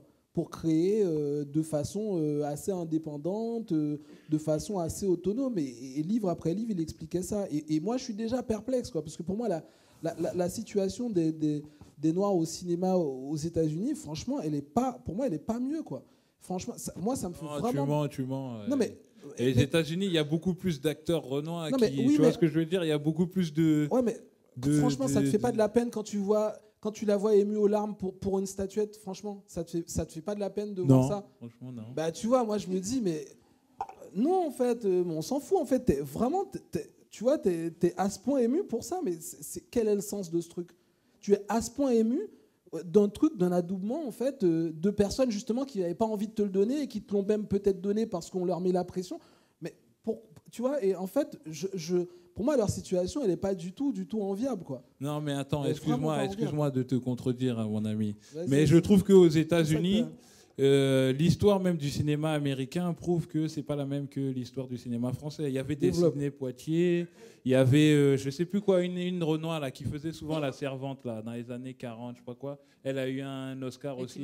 Voilà, elle a eu un Oscar aussi. Et puis rien qu'à voir aussi la diversité des productions, des séries, des films, des frères. Moonlight, je sais pas, Oscar, mais je sais pas, il y en a des milliards et des milliards. Il n'y en a pas des milliards et des milliards. Il y en a des milliards, frère. Et si c'est pour des rôles de servant ou des rôles de rigolo, il y en a plein ici. Hein. Non, mais regarde, nous on a monté au plafond parce qu'on avait vu La Haine, tout ça et tout. Mais La Haine, c'était. Je sais pas, ils avaient déjà Menace, ils avaient Do the Right Thing, ils avaient. Je peux pas dire que c'est la même chose, je suis désolé, mon frère. Et va demander aux acteurs noirs ici, là, mais ils veulent tous aller aux États-Unis, mon frère, pour travailler. Les acteurs noirs français qui sont ici, là. Si on dit, tiens, ton billet va à Los Angeles, mais le gars est parti. Bah oui, mais les acteurs blancs aussi. Hein. Il y en a peut-être dans la salle. Hein. Aussi, hein. Et si tu leur dis, prends ton billet pour aller à Los Angeles, il y en a plein. Ouais, qui vont mais dire. Je trouve que. Demande à Marion Cotillard, tu vois. Ouais, Marion Cotillard, c'est une exception, mais je trouve que l'acteur noir américain a quand même un petit peu plus de. Mais Chris Rock a fait la cérémonie des Césars, frère. Et mais en France, qu'est-ce que tu vas voir un noir faire la cérémonie des Césars? Ils ont été chercher Jérôme Commandeur, ils ont été... tous les gars derrière. Pourtant, il y a plein de renois qui font du stand-up qui sont bons. En fait, quel est l'intérêt de présenter la cérémonie des Césars? Je suis d'accord avec toi. Ça n'a aucun intérêt. Mais au moins, on est là, on est présent, frère. Mais c'est ça. Moi, je vais te dire un truc, c'est dire que j'ai été élevé dans une famille de littéraires qui avait ce truc-là. C'est-à-dire que ma mère, enseignante, effectivement, les honneurs, les machins, on te donne un truc qui est signé, c'est quelque chose qui est extrêmement important pour elle. Mais en fait, je ne sais pas comment te dire, mais c'est peut-être... En fait, il y a un truc qui s'est passé dans la vie. En fait, pour moi, c'était important aussi. Et puis, en fait, à un moment donné, quand j'ai perdu ma mère, je me suis rendu compte que, mais en fait, c'était important uniquement pour elle, en fait. Et que ces trucs-là, les Césars ou les Oscars ou parler à une cérémonie ou des choses comme ça, mais moi, je crois que c'est le poids qui retient les gens en arrière. Non, mais ça, je crois comprends. vraiment que c'est non, mais ça, je comprends ce que tu dis. Si j'arrive et que j'ai l'industrie et que je dis, ouais, en fait, pour être au sommet de cette industrie, c'est nous deux qui devons te donner ce prix. Ben oui, ben après, les gens, s'ils se battent pour qu'on leur donne ce prix, par définition, c'est déjà une soumission. Non, t'as pas compris, le frère. C'est déjà une soumission. Je sais pas ce que je suis en train de te dire. Je sais pas, Omar Sy, il est arrivé là, c'est une des seules stars noires françaises. Aux États-Unis, frère, je te parle de Will Smith, je te parle de Denzel. Non, tu peux pas dire les États-Unis, c'est comme la France. Je suis d'accord qu'ils ont galéré parce que les États-Unis, voilà, le rapport noir-blanc est très conflictuel à cause de l'esclavage, à cause de plein de trucs et tout. Donc c'est beaucoup plus dur, tu vois. Nous, bon, ici aussi c'est dur, mais aux États-Unis c'est un peu plus Par violent. exemple, par rapport à la série Noir Amérique. Je sais que des Noirs américains, enfin, en France on dit Noirs américains, là-bas c'est africain américain, enfin bon, l'ont vu, et en France, enfin, des jazzmen, tout ça, et puis même, je sais que Mabankou l'a montré à ses étudiants à UCLA, et les Américains ont dit, mais nous, on n'a pas fait ça chez nous. Nous, il n'y a pas eu de mini-série sur les luttes Black Lives Matter. Et nous, il n'y a pas eu ces films-là. Voilà. Et moi, j'ai vu ici des jazzmen. Est-ce que tu peux me donner la copie? Est-ce qu'il y a une version anglaise? Parce que ça, via le web, ça passe pas là-bas. Parce qu'il faut que mes enfants qui habitent dans le Mississippi voient ça. Parce qu'il faut qu'ils comprennent. Parce que pour eux, l'histoire a commencé avec Formation de Beyoncé. Parce qu'il dit, on est au Moyen-Âge. C'est-à-dire, il faut que cette fille-là dise, je suis fière d'être créole. Je suis fière d'avoir un nez épaté pour que mes enfants s'intéressent à l'histoire des Noirs aux États-Unis. Il dit, même mes enfants, quand je leur parle de Spike Lee, ça fait l'effet Mahama Toroun Saleh, ils disent, c'est qui ce vieux père qui vient nous prendre la tête encore avec ces trucs de Nola Darling? Donc, c'était très intéressant pour moi, parce que moi, il y avait souvent le retour de « Ah oui, mais vous parlez encore des États-Unis ». mais vraiment, pas de menace, pas de menace. Voilà. Non, mais toi, tu parles de quelque chose qui s'appelle l'éducation. Donc, l'éducation des Noirs américains, c'est autre chose. Mais je pense que, en fait, les Américains blancs, on parle, frère, on s'en fout. Les Américains blancs, ils aiment tellement l'argent que, en fait, que tu sois noir ou blanc, ils mettront mais l'oseille sur l'idée, toi. c'était Alors ça que je suis aussi, pas sûr que chez nous ici ce soit pareil. Tu vois ce que je veux dire ou pas? Mais Chris Rock, il s'est foutu de la gueule en direct. Il s'est foutu parce que le mouvement Oscar So White, donc pouvait pas non plus, a été initié par la femme de Will Smith. Et il a dit, c'est quand même, et lui, il a quand même sorti un truc. Il a dit, donc, alors toi, t'es dans la salle, toi, t'es dans la salle. Donc, il a compté les quelques acteurs qui étaient là. Il dit, c'est marrant parce que, en gros, et les gars, moi là pour mon stand-up et tout ce que j'ai fait ces 5 dernières années, le mec qui a lancé le hashtag, là, Oscar So White, il est payé de ça pour. En fait, c'est un milliardaire, c'est un mec parce que ce soir, on l'a pas mis là, il vient pas. Il a vraiment fait un stand-up où il est rentré dans la tête de Will Smith. Tout le monde ne s'entend pas. C'est pas la famille, elle est belle. Mais non, évidemment, tous les mais il y a acteurs, aussi quelque chose aussi. Ils sont capitalistes, ils sont libéraux. Et ce qui était intéressant, par exemple, quand une Beyoncé fait formation et tout ça, ce qui est intéressant, c'est oui, elle a la thune et elle en parle quand même. Après, il y a plein d'anciens Black Panthers qui ont dit ah non, mais elle se fait du beurre sur notre cause, mais non, voilà, mais il y a aussi pas quelque ça. chose que Jean oublie, c'est que les Noirs américains, ça représente une économie et une industrie qui fait qu'ils sont tellement puissants que, frère, il n'y a pas une société de production qui va pas mettre. Je suis d'accord, c'est dur, c'est relou, mais s'il faut mettre un Renoir, ils vont placer Denzel, ils vont placer lui, ils vont placer. Ici, tu vas placer qui? Bah attends, moi je Tu vas placer qui? Zadi, on va te placer toi. On va arrêter de rigoler 5 minutes. Non mais pour moi, ce que je te dis, c'est que pour moi, leur situation, la situation des Noirs américains, pour moi, c'est pas une situation qui est enviable du tout. C'est pas une situation qui est enviable, dans le sens où, pour moi, la différence qu'il y a entre nous, c'est le pragmatisme. C'est le pragmatisme. Ça veut dire qu'on parle beaucoup d'un mec comme Tyler Perry. Tyler Perry, qu'est-ce qu'il a fait? Qui pesait 130 millions de dollars en 2015. En 2015. Qui est un humoriste et dont les films ne sortent pas en France. Tyler Perry, qu'est-ce qu'il a fait? Il a écrit une pièce de théâtre, ok? Et en fait, il l'a pris et il est parti sur les routes, dans la communauté, la rôder. Tu crois que les gens, ils ont eu envie de cette pièce de théâtre? Non, en fait, ils n'avaient pas envie de la voir. Ils la réécrivaient, ils la réécrivaient, ils la réécrivaient, jusqu'à ce qu'elle se soit adaptée au public auquel il pensait que ça pouvait plaire. Et le mec, en fait, je sais pas, il doit même pas avoir 50 ans, Tyler Perry.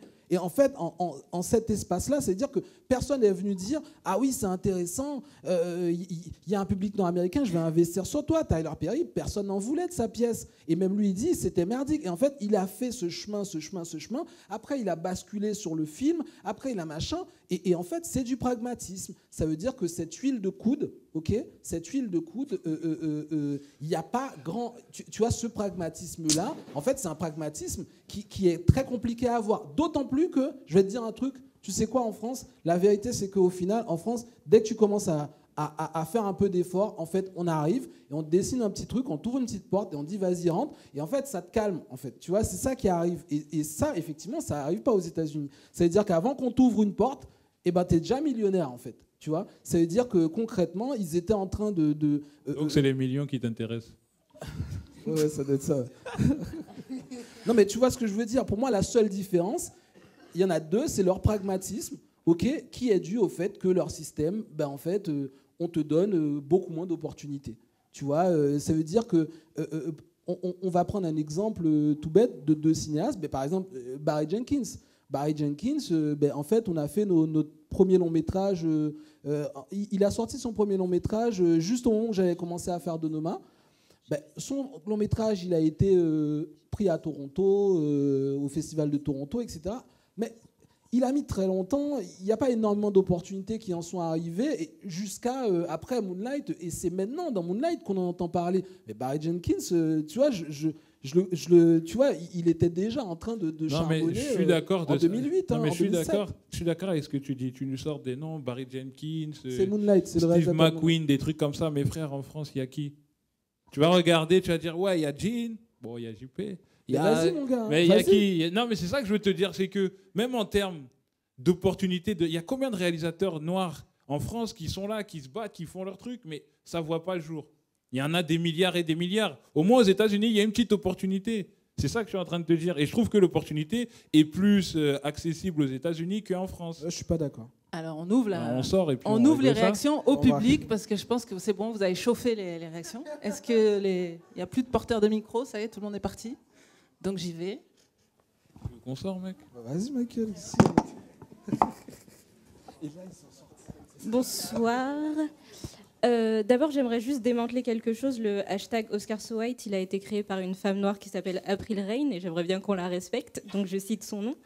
Ensuite, des réalisateurs. Effectivement, c'est très problématique qui se passe aux États-Unis, mais des réalisateurs noirs, je me suis amusée. Je peux en citer au moins 14, ce qui n'est pas beaucoup. Et donc, ça montre que c'est problématique aussi aux États-Unis. Mais je ne pourrais même pas en citer 5 rapidement de tête en France. Et ensuite, du coup, j'avais une question maintenant qui était plus adressée à Jean Serenard et à Jean-Pascal Zadi. Et potentiellement aussi à Claire Diao, parce qu'on n'a pas, non, on n'en a pas trop parlé, mais la représentation, en fait, on parle beaucoup de la représentation des images, donc des personnages noirs aussi au cinéma, et l'image c'est très important, donc effectivement cette représentation compte. Ta question est longue, hein, dis donc. Non, parce que je l'ai pas encore commencé. Laisse-la parler. Et du coup, j'aimerais bien parler justement de la représentation en fait des personnes derrière la caméra et dans la technique, parce que justement vous avez dit que vous avez été beaucoup inspiré de Spike Lee, et ça vous a montré en fait que c'était possible. Et donc j'aimerais bien savoir si vous avez eu des mentors en France pour vous dire que c'était possible. Et est-ce que vous considérez ou vous sentez une responsabilité d'être des mentors pour nous, enfin la jeune génération qui arrive et qui aimerait bien être dans le cinéma français? Est-ce que vous voulez en fait, et c'est pour ça que les Oscars et les Emmy, effectivement, on peut parler de l'obsolescence des cérémonies de cinéma. Est-ce que ça a vraiment de l'importance dans le monde d'aujourd'hui? Mais en fait, Viola Davis, quand elle gagne un Emmy, ça me montre que genre c'est possible en fait, et ça montre aux jeunes petites filles noires aux États-Unis que peut-être elles peuvent aussi. Donc voilà, je voulais parler de la question de mentor, ce qui se fait un peu aux États-Unis et ce qui se fait pas trop en France, j'ai l'impression. Désolée, c'était super long. Non, mais c'est pour ça qu'au début, je leur posais la question des cinéastes qu'ils avaient vus, parce que quand j'ai publié mon livre Double Vague, le constat, c'était sur 50 cinéastes. Tout le monde me citait des cinéastes américains. Et en fait, je me rendais compte qu'on a eu une génération de Français qui n'a pas eu d'inspiration en France et qui est allée la chercher aux États-Unis. Sur la question du mentor, moi je sais que c'est quelque chose qui a toujours été extrêmement important pour moi. Ça veut dire c'est extrêmement important pour moi que quelqu'un, mais quand je dis quelqu'un, mais quel que soit le genre ou la couleur, quelqu'un qui m'appelle et qui me dit j'ai envie de faire du cinéma, est-ce que tu peux prendre un peu de temps pour qu'on en parle et que tu me dises comment tu as fait? En fait, ça, c'est un truc que je fais toutes les semaines. Et je le fais, et pour moi, c'est extrêmement important. Et en fait, tu as le suivi de ça. Tu as des gens qui te disent, un an plus tard, la personne revient en disant « Ah, tu sais quoi, voilà, ça a fonctionné. » Donc, pour moi, le côté mentor est extrêmement important. Je vous rejoins totalement dans le fait que, ici, c'est pas trop... sur ça, oui. Sur ça, effectivement, c'est très différent aux États-Unis. Ça veut dire qu'ici, il n'y a pas trop la culture du mentorat. Des fois, t'expliques. Moi, des fois, c'est compliqué, quoi. Tu vois, même, j'aimerais apprendre des trucs et je demande à quelqu'un, j'aimerais bien voir comment tu bosses ou un truc comme ça. Et c'est pas trop dans la culture. Les gens, ils cachent le nom de leur caméra sur les photos. Voilà, c'est pas trop. Il n'y a pas trop ce truc-là de partage, de machin. Ça, c'est un fait. Ce que vous dites par rapport aux cinéastes, le fait de pouvoir en citer de tête, moi je crois que ça c'est le problème qui est assez essentiel. On va le coupler aussi avec Viola Davis. Il y a un vrai problème à partir du moment où ce qui nous dit que c'est possible, c'est cette récompense. Justement, en fait, moi j'ai été content, mon premier film je l'ai fait avec 150 balles, et j'ai été extrêmement content que des gens viennent me voir et me disent « Oui, c'est pas la récompense, c'est juste le fait que tu sois là devant moi et que j'ai pu voir ton film, ça montre que c'est possible. » C'est ça qui te montre que c'est possible, c'est que je l'ai fait, en fait. Je l'ai fait, donc... Et en fait, c'est très important de se réapproprier ce qui nous motive, en fait. C'est compliqué, mais c'est important. Si à la base, c'est quelqu'un qui t'exclut, qui a les moyens de déterminer ce qui te motive, c'est perdu, en fait. Oui, c'est perdu. On arrête tout de suite. Tu vois, si tu n'as pas cette capacité de te dire, OK, en fait, je vais aller creuser et aller chercher ce qui va me motiver. Et si tu creuses, tu trouves. Maintenant, juste pour finir sur les cinéastes, il faut qu'ils soient visibles. On est d'accord. Mais non seulement on s'en fout, mais en plus, ça a un effet extrêmement pervers. Ça a un extrait très, très, très pervers et pour plein de tranches de la population. Ça a un effet pervers aussi bien... Ça a un effet pervers pour les femmes de toutes les couleurs. Ça a un effet parce que du coup, t'es conditionné, je veux une nomination. Hein. Ça a un effet pervers pour... Tu sais quoi, ça a un effet pervers pour tout ce qui n'est pas... même pour un homme blanc qui habite en Normandie, ça a un effet pervers. Oui, mais attends, c'est pervers, mais on aimerait bien aller là-bas aussi quand même. Bah, moi, j'ai grandi là-bas et vas-y. Non, les cérémonies, tout ça là. Où ça? Mais les cérémonies, Cannes, tout ça. Pas C'est pervers. Hein. Mais on veut aller. Y a-t-il des Normands dans la salle? Tu vois, moi je parle de la Normandie, toi tu parles des Oscars. Tu parlais, oui, les Oscars, c'est relou, c'est relou, hein, mais on veut aller là-bas quand même. Pardon, parce que j'ai vu plein de mains se lever, donc je vais je voulais juste dire un petit truc. Je voulais juste dire un petit truc par rapport au côté nombre de réalisateurs. C'est vrai que la dernière fois, je me suis posé et j'ai réfléchi et je me suis dit, en fait, c'est bizarre parce qu'on se demande toujours la question des réalisateurs. La vérité, c'est que si je commence dans ma tête à me demander le nombre d'hommes noirs que je connais qui veulent être réalisateurs, qui sont réalisateurs ou qui veulent en être, que je connais personnellement, que j'ai rencontrés. Franchement, je ne vais pas en pouvoir en compter beaucoup. Je parle juste de la volonté. Hein. Je parle juste de gens qui arrivent et qui disent « moi, je veux faire du cinéma ». Tu sais, je vais pouvoir t'en citer peut-être une dizaine. Si on me dit le nombre de femmes que je connais, qui, toutes couleurs confondues, qui ont cette volonté, déjà, je vais en voir beaucoup plus. Je vais pouvoir peut-être t'en citer une 25 ou un truc comme ça. Si tu me demandes le nombre d'hommes blancs qui veulent être réalisateurs, je ne peux pas te dire un chiffre, en fait. Je ne peux pas te dire un chiffre. Il y en a trop. En fait, j'en connais des tonnes. Donc, bien sûr, au final, il y en a plein. Oui, mais il faut le vouloir, en fait. Il faut vouloir faire ce truc. Je ne peux pas. Mais oui, mais... Attendez. Quand il y a les micros, pardon. La sœur Black est vénère. Non, mais non, parce que le chant est possible. Là, il y avait le micro. Attendez, prenez le micro. Non. Quand la sœur est sur ton dos. Je suis totalement d'accord. Je suis totalement d'accord avec le chant des possibles. Ça a énervé une sœur Black. Avant l'âge de 20 ans, je n'avais même pas compris que le métier de réalisateur s'apprenait. Parce que j'ai grandi en Guyane, j'ai grandi en Normandie, j'ai grandi dans un endroit où tu ne rencontres pas quelqu'un qui bosse dans le cinéma, où tu ne rencontres pas quelqu'un qui a fait des études de cinéma. Jusqu'à l'âge de 20 ans, je ne savais pas. En fait, quand j'ai lu ce bouquin, en fait, je me suis juste rendu compte que ce métier existait. Donc, je suis à 100% d'accord. Je suis juste en train de dire que le travail à faire est là, et dans le fait de motiver des gens à faire ce métier, dans le fait de leur dire qu'ils peuvent faire ce métier, et non pas dans le fait de se dire il faut plus d'Oscars pour donner envie à ces jeunes. Voilà. Non, mais moi, aussi... Parce qu'il y a plein de gens qui lèvent la main. Je m'excuse, Jean-Pascal. Là, il y a une question. Mais il y a plein de gens qui veulent réagir. Donnez le micro à la sœur Black. Bonsoir. Elle a dit le chant des possibles. Juste sur la question de la communauté, surtout. Là, en fait, il y a une affiche juste derrière. C'est l'affiche de Get Out de Jordan Peele qui parle beaucoup aussi des communautés. Et vous parliez tout à l'heure de la puissance des communautés noires américaines. Là, c'est quand même un film, c'est un blockbuster, en fait, le truc. C'est pas un truc de communauté fait que pour les Noirs américains. Non, oui. Mais à la base, c'est pas un blockbuster. J'attendais, madame, il fallait me laisser, j'allais la terminer. Non, mais est-ce que... Ouais, je rigole. Finissez, allez-y. Merci. Et on voyait juste au début un extrait de Ouvrir la voie d'Amandine Gay avec une dame qui parlait de communauté. Et qu'en France, à partir du moment où on parle de communauté, c'est communautarisme et ça devient tout de suite une insulte. Alors qu'aux États-Unis, les communautés, c'est une force. Et du coup, c'est sur vraiment... est-ce que vous ressentez cet aspect, le communautarisme, des portes qui sont fermées, qu'on pense à Amandine Gay, Ouvrir la voie, il n'y a pas de financement du CNC. Clairement, qu'est-ce que vous en pensez Non, et du coup, je retire tout ce que j'ai dit sur Jordan Peele. Moi, je pense que concrètement, hein, là, je te jure, je rigole pas, je suis sérieux. Parfois, j'écris des films et je me dis, non, il y a trop de noirs. Mais c'est vrai, hein, ce que je te dis. Hein. J'ai écrit un film comme ça et tu vois, dans ma tête, je me dis, ah ouais. En fait, le problème, c'est que quand on écrit un film, quand on est noir, on n'écrit pas pour des noirs, on écrit pour des personnages. Mais après, quand tu veux mettre le truc en action et tu vois, il y a trop de renois, tu te dis, putain, ça va leur faire peur. Tu vois, et du coup, tu diminues un peu.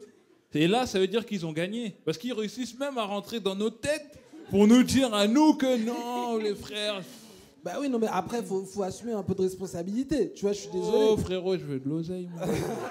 Voilà. Tu vois. Responsabilité. Tu vois, faut assumer un peu de responsabilité dans le truc. Mais il y avait une autre. Où ça? Oui, vous pouvez lever la main? Ah oui. Alors, moi, j'ai une question, mais avant ça, je tenais juste à dire, parce qu'il y a des choses que vous avez dites, où je suis désolée, mais moi, ça m'a vraiment choquée. Déjà, quand vous dites que les États-Unis, c'est un pays de blancs, déjà, c'est un pays d'immigration. Non, mais je... ça, hein. Oui, non, mais vous inquiétez pas, je me souviens exactement de qui a dit quoi. Je pense que la base, quand vous êtes dans le milieu, c'est important de connaître surtout l'histoire. Et je sais qu'à l'école, c'est pas forcément des choses qu'on nous apprend, et c'est important quand même de le connaître. Donc quand vous avancez, parce que je le dis parce qu'il y a une américaine aussi qui est dans la salle, une afro-américaine justement, et donc on parlait en même temps. Et quand vous dites que c'est un pays de blancs, c'est totalement faux, parce que c'est un pays d'Amérindiens à la base. Les blancs ont migré peut-être 100 ans ou 200 ans avant, mais en gros, ce que je veux dire, c'est que s'il y a des opportunités pour les blancs, il y a des opportunités aussi pour les noirs. Et depuis tout à l'heure, j'ai l'impression que vous êtes en train de dire, voilà, en France, c'est pas les États-Unis, c'est comme ça, écoute, il faut qu'on attende. La différence avec les Américains, comme vous le dites, c'est qu'ils sont pragmatiques, c'est qu'ils affrontent le problème. Ok, je suis noir, ok, j'ai des difficultés, mais on va se battre pour justement sortir de ça. Et même si ça pose problème, même si ça dérange, il faut qu'on boycotte des bus, il faut qu'on boycotte des salles, qu'on boycotte des films, ils le font. Par contre, chez nous, il y a, ok, je suis d'accord, il n'y a personne pour essayer de lever le poing, etc. Mais on a des noirs quand même qui sont assez réactifs et actifs à chaque fois qu'il se passe quelque chose dans la communauté. Le cinéma, pour moi, c'est important dans le sens où c'est la représentation.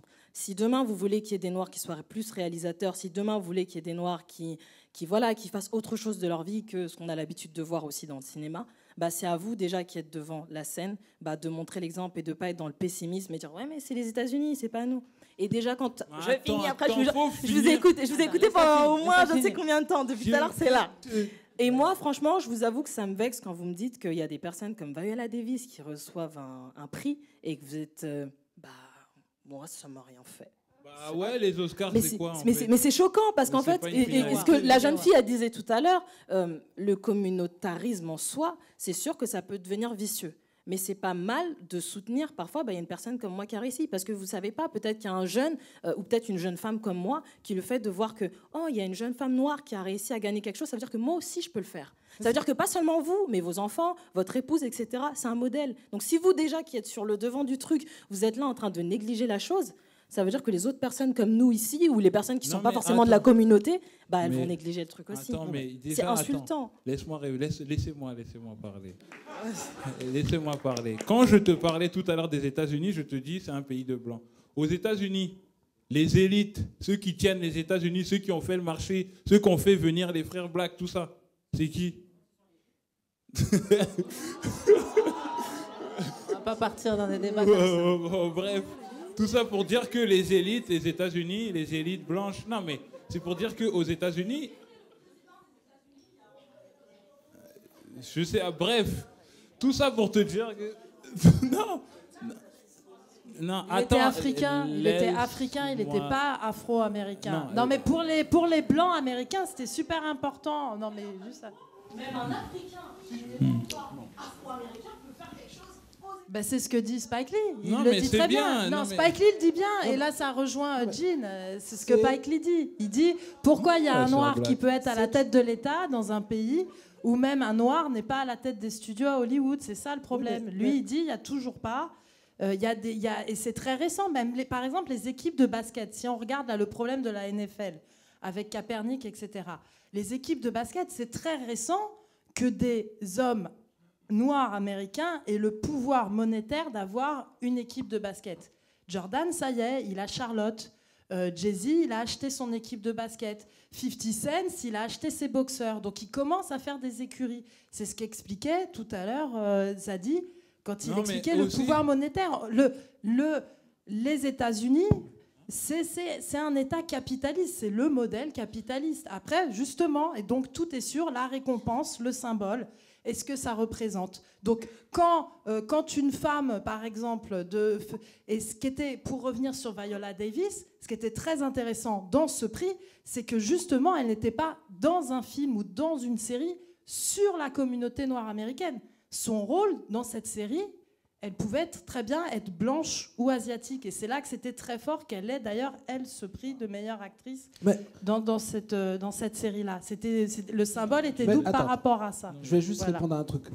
Pour dire quelque chose, c'est dire que quand je dis que pour moi, ça n'a pas d'importance, ce prix, ça veut dire deux choses. Ça veut dire, primo, que en fait, j'ai jamais eu besoin de ça pour avoir une admiration éperdue pour des réalisateurs ou pour des comédiens, ou etc. Sinon, j'aurais jamais pu admirer Spike Lee, vu qu'il n'a jamais rien gagné. Il n'a jamais rien gagné. Donc, en fait, si j'avais passé ma vie à juste attendre ça, j'aurais jamais pu aimer ce qu'il faisait. Ça, voilà. Mais ensuite, il y a une deuxième chose, c'est que à partir du moment où il faut vraiment comprendre ça, c'est-à-dire on va se faire une analogie. Qui est-ce qui choisit les récompenses? C'est un jury, ok? C'est un jury. Et bien aux États-Unis, ils ont quelque chose où on peut choisir le jury. On peut choisir d'enlever des gens d'un jury où tu te dis manifestement celui-là, il ne va pas voter pour moi. Et bien si demain vous étiez jugé, je peux te dire que vous garderiez pas grand monde des gens qui votent aux Oscars. Qu'est-ce que ça veut dire? Ça veut dire que vous ne leur feriez pas confiance pour être objectif vis-à-vis de vous. Pourquoi? Parce que c'est des gens qui sont vraiment d'une autre époque. C'est des gens qui considèrent que Birth of the Nation, le premier film, là, qui considèrent que c'est une merveille du cinéma américain. Et en fait, c'est un autre mental, en fait. C'est complètement un autre mental. Donc je ne peux pas donner d'importance au prix qu'ils donnent. Tout dépend de la personne qui donne le prix quand même. Je ne peux pas en même temps dire à la personne vous êtes discriminante et puis en même temps lui dire j'aimerais bien que vous me donniez ce prix. Je suis obligé de me créer un autre parcours avec d'autres récompenses, avec une autre façon d'être fier de ce que je fais. Et je ne vais pas apprendre aux jeunes à être en admiration des Oscars ou des machins parce que c'est une impasse. C'est une impasse pour les Noirs, c'est une impasse pour les femmes, c'est une impasse pour ceux qui ne sont pas riches, pour la classe moyenne, c'est une impasse pour tout le monde. C'est les Oscars et les machins. Pour une raison très simple, c'est que vous savez combien de millions il faut avoir pour réussir à s'affirmer dans la course aux Oscars. Mais c'est une impasse pour tout le monde. Pour la totalité des gens, c'est une impasse. Maintenant, il se trouve que les riches, qui donnent ces Oscars, il se trouve que en fait ils sont de la même couleur que peut-être le petit mec qui a gagné. On se dit mais en fait c'est parce qu'il est blanc. Non, en fait concrètement c'est pour ça qu'un mec comme Weinstein a pu faire ce parcours-là. C'est parce que le fric qu'il fallait pour payer pour avoir un film nominé aux Oscars, la promotion qu'il faut, en fait c'est pas dans les moyens de tout le monde. Pourquoi j'aurais besoin d'un prix comme ça, un prix inégalitaire donné par des discriminants? Je vois pas pourquoi j'y donnerais de l'importance. Juste, il y a le micro qui est de ce côté-là, je m'excuse. Alors, bonsoir. On a beaucoup parlé de réalisation, mais j'aimerais parler de représentation. Aux États-Unis, on a la chance, entre guillemets, ils ont la chance d'avoir des séries du type Blackish, où une famille noire bourgeoise de classe moyenne est représentée. Dans les films aussi de Tyler Perry, il va mettre en image beaucoup de personnages de noirs qui ont réussi. Et en France, en termes de représentation de noirs, on a Omar Sy qui va jouer un migrant, ou on a Omar Sy qui va jouer un jeune qui sort de banlieue et qui va jouer le comique et chez une famille de riches. Est-ce que vous pensez qu'en France, on doit attendre pour avoir des rôles de noirs qui ont réussi et qui sont de la classe moyenne comme beaucoup de noirs en France? Est-ce que vous pensez qu'un jour ça va nous arriver, ou est-ce que vous pensez que les noirs sont obligés de créer ce type de personnage pour qu'ils soient enfin visibles en France? Parce qu'aux États-Unis, c'est ce qu'ils ont dû faire et c'est ce que Tyler Perry justement a dû faire. Non, moi je pense qu'aujourd'hui dans le cinéma français, mais c'est pas que les noirs, aujourd'hui ce qui prédomine dans le cinéma français c'est la comédie, sur les films qui sont les plus populaires, sur les films qui sont les plus regardés. Donc, que tu sois noir ou blanc, quand tu veux commencer ta carrière dans le cinéma français, tu commences par de la comédie. Oui, et c'est pas un truc qui est lié qu'aux noirs. Oui, mais en ce moment, on a beaucoup de films, par exemple, où ce sont des films comiques, mais il y a toujours la représentation du white savior, comme on dit, du blanc sauveur, qui va aider un petit jeune de banlieue à sortir de sa banlieue, à apprendre à parler, à apprendre à s'exprimer sur scène. Mais ça, c'est parce que le réalisateur qui a fait le film est blanc. Et que ceux qui prennent la parole sont des blancs. Donc quand nous, on va commencer à s'exprimer et à faire nos propres films, là, on va sortir de ça et puis on aura des rôles un peu plus représentatifs de nos frères dans la société. Mais pour l'instant, Intouchable, tu parles, mais moi, il n'y a pas de galère, mais c'est des blancs, frère. Donc ils font des films comment eux, ils voient des noirs. À partir du moment où nous, on va commencer à s'exprimer sur nous-mêmes, eh ben, on aura ce que tu dis là. Mais pour l'instant, comme ce n'est pas le cas, ben, il faut regarder Intouchable. Du coup, on sera obligé de faire comme aux États-Unis avec Tyler Perry, qui a dû faire ce genre de film pour pouvoir y arriver. Il va falloir que quelqu'un s'énerve. Mais est-ce qu'on est obligé d'attendre dans ce cas-là? Mais oui, tu vas attendre, ma soeur. Non, on n'est pas. Déjà, mais, parce qu'il y a un mélange, parce que Tyler Perry, comment vous situez Tyler Perry par rapport à... Parce que moi, j'ai beaucoup d'admiration pour le personnage, pour son parcours, mais au final, c'est très cliché, c'est très... je vois pas, limite, franchement, je vois pas... Je sais pas lequel est le plus dommageable pour la pensée d'un jeune noir qui grandit, entre Tyler Perry ou Intouchable, je sais pas. Hein. Concrètement, je ne sais pas. Ça va peut-être être...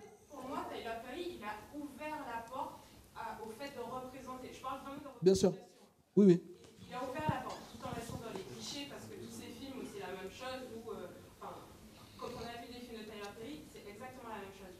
Mais moi, en termes de film, est-ce que je parle vraiment de représentation? Est-ce que nous, pour le coup, on sera obligés de se représenter en tant que noirs qui ont réussi? Bah oui. Enfin, en France, on puisse avoir cette... Non, mais on sera obligé de se représenter dans notre véracité.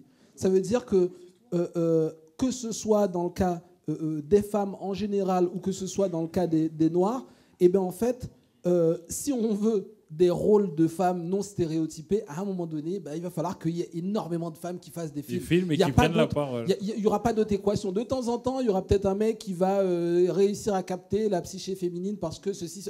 Mais sinon, il va falloir qu'il y ait énormément de femmes qui arrivent et qui affirment et qui disent, en fait, je suis réalisatrice. Je veux faire des films. Et c'est la même chose pour les Noirs. C'est vraiment aussi simple que ça. Ça veut dire que concrètement, je ne peux pas demander... Moi, j'ai conscience de la complexité de ma vie. 10 ans en Haïti, machin, la Guyane. Je ne peux pas demander à quelqu'un d'autre que moi d'expliquer ça. Je ne peux pas le demander, en fait. Et donc, je le fais. Et en fait, effectivement, il y a un impératif parce que le métier de réalisateur... réalisatrice, c'est le métier, pour moi, c'est un des métiers les plus puissants au monde à l'heure actuelle, parce que c'est l'image.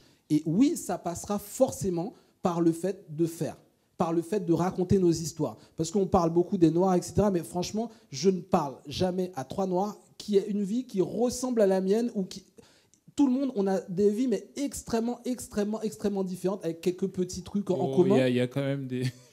Il y a quelques similitudes quand même entre tous les Noirs, bon, sans te couper la parole. Exactement, mais aussi par rapport à la sœur qui nous a parlé tout à l'heure, qui a dit oui, si vous êtes là, faut aussi nanana. Non, limite pas les gens comme ça. Oui, là c'est vrai, excuse-moi, mais je trouve que en fait, entre toi et Jean, en fait, il y a aucune différence. Hein. C'est juste que lui, il a décidé un jour de prendre sa caméra et de filmer. Et lui, il a décidé de prendre sa caméra pour filmer. Enfin, je pense que lui et moi, c'est pareil. J'ai pas attendu de voir un Renoir à la télé. Je sais que souvent, c'est ce qui se fait. On attend de voir un modèle, tout ça, mais nous, on n'a pas le choix. Mais par rapport à la France, ouais, voilà. Non, il y a 2 personnes qui sont issues du cinéma, une ancienne actrice et un homme qui a été longtemps directeur de production pour Claude Berry. C'est Jean-Loup Montieu et France Zobda qui ont monté l'OA Prod et qui maintenant, depuis près de 5 ans, font que des téléfilms. Ils ont compris que c'est bon, on arrête de faire du cinéma, et qui font des téléfilms en mettant des familles bourgeoises, etc. Et là, il y a un téléfilm qui... oui, c'est eux d'ailleurs qui avaient eu Toussaint l'ouverture, qu'on fait Toussaint l'ouverture, qui est passé à France Télévisions, même... Danny Glover était un peu vert parce que c'était son rêve depuis des années de faire Toussaint l'ouverture. Et là, il y a le rêve français qui va passer sous peu, enfin je crois que c'est en début d'année prochaine sur France Télévisions. Donc c'est petit à petit, mais effectivement c'est très long. Après, est-ce que effectivement il y a l'idée du cinéma à papa, c'est-à-dire même si on regarde bien les jeunes réalisateurs blancs connus en ce moment, c'est des enfants d'eux. Donc, d'une certaine manière, est-ce qu'il y a un petit bourgeois haïtien né en France ou un petit bourgeois fils de ministre au pays qui a eu l'argent de Sassou Nguesso qui veut faire des films ici en France? Est-ce que les petits bourgeois, les enfants bourgeois africains font des films? Est-ce qu'ils ont cette envie de se montrer? Est-ce qu'ils veulent raconter leur vie? Peut-être pas encore. Peut-être un jour, il y aura un petit bourge qui dit « Oh, j'adorerais raconter comment c'était les nuits à l'Alizé quand on se faisait des putes et on était avec les joueurs de foot. » Peut-être un jour, il y en aura un, ça arrivera. Et ce sera intéressant aussi, c'est vrai. Enfin voilà, même ou des jeunes filles qui voudront dire non, moi j'en ai marre de toutes ces filles qui veulent absolument. Enfin, ce sera très très intéressant. Et ça, on le retrouve dans la littérature. Donc peut-être petit à petit, ça viendra dans l'audiovisuel. Et pour anecdote, quand Noir Amérique a eu un certain succès dans les vues, d'ailleurs maintenant on le voit plus sur Arte Créative, c'est très compliqué, il faut toujours que je relance. Mais on m'avait demandé de faire la suite française. J'ai dit non, mais c'est pas à moi de le faire. Donc j'ai écrit, j'ai proposé, j'ai écrit avec la même langue virulente, avec le même ton. Et ben dès le chargé de prod, c'est-à-dire c'est même pas passé en chaîne, on m'a dit non mais la France c'est pas les États-Unis, on peut pas parler comme ça. Puis elle est pas. Donc c'est un pas devant l'autre. C'est vrai, c'est compliqué, mais ça va se faire petit à petit. Et c'est intéressant de parler de classe moyenne en tout cas. Pardon, il y avait une question là. Ça y est, c'est à vous. Bah oui. Ne rendez pas le micro. Ma question s'adresse à Caroline Blache. On a beaucoup parlé du processus de création. Je voudrais qu'on vienne plutôt un peu plus à ce qu'on voit à l'écran. Donc votre travail d'archiviste, quand vous avez fait cet épisode-là sur le cinéma, l'histoire du cinéma afro-américain, enfin Oscar Micheaux, déjà dans les années 1910, avait fait pas mal de films dirigés au public noir avec des acteurs noirs. Donc il y a des archives, il y a des historiques. Est-ce que vous êtes puisé de ça? Et est-ce qu'on peut arriver à une espèce de nomenclature justement de la représentation du public noir à l'écran? Et dans quelle mesure est-ce qu'on pourrait approcher cette question d'un point de vue esthétique? Il y a des catégorisations. Je vous parlais d'un film qui, par exemple, The Young Lady, Lady Macbeth, qui était sorti en avril. C'est un film d'époque qui se passe en Grande-Bretagne au 19e siècle, et il y a des servants noirs dans le film, il y a un public noir, il y a des acteurs noirs dans le film, et on ne sait pas trop pourquoi ils sont là. C'est une question qu'on peut se poser, mais on peut regarder ça aussi d'un point de vue complètement esthétique, en se disant, bah voilà, ils ont juste pris les meilleurs acteurs pour le film. Donc voilà, au niveau de ce qu'on voit à l'écran de personnages noirs, qu'est-ce qu'on peut dire en adoptant un point de vue un peu plus historique et esthétique? Mais sur la question de l'histoire de la représentation justement dans le cinéma noir, il y a une formidable filmographie. Alors il faudrait que vous me donniez vos coordonnées. Qui est juste là-dessus, qui recense tous les noms d'acteurs de chaque film. Et notamment quand Melvin Van Peebles avait fait ce film sur toute l'histoire du cinéma noir et les noirs au cinéma américain, c'est-à-dire quand est-ce qu'il y a des acteurs noirs dans des films réalisés par des blancs qui sont au début juifs allemands, puis après italiens, parce que c'est ça aussi Hollywood. Hollywood, les grands gens d'Hollywood, à la base, c'est limite un clochard britannique qui s'appelle Chaplin, et après, les grands noms d'Hollywood qui ne sont pas reconnus, c'est Scorsese aussi. Et c'est une autre vague. C'est toujours... c'est un peu compliqué.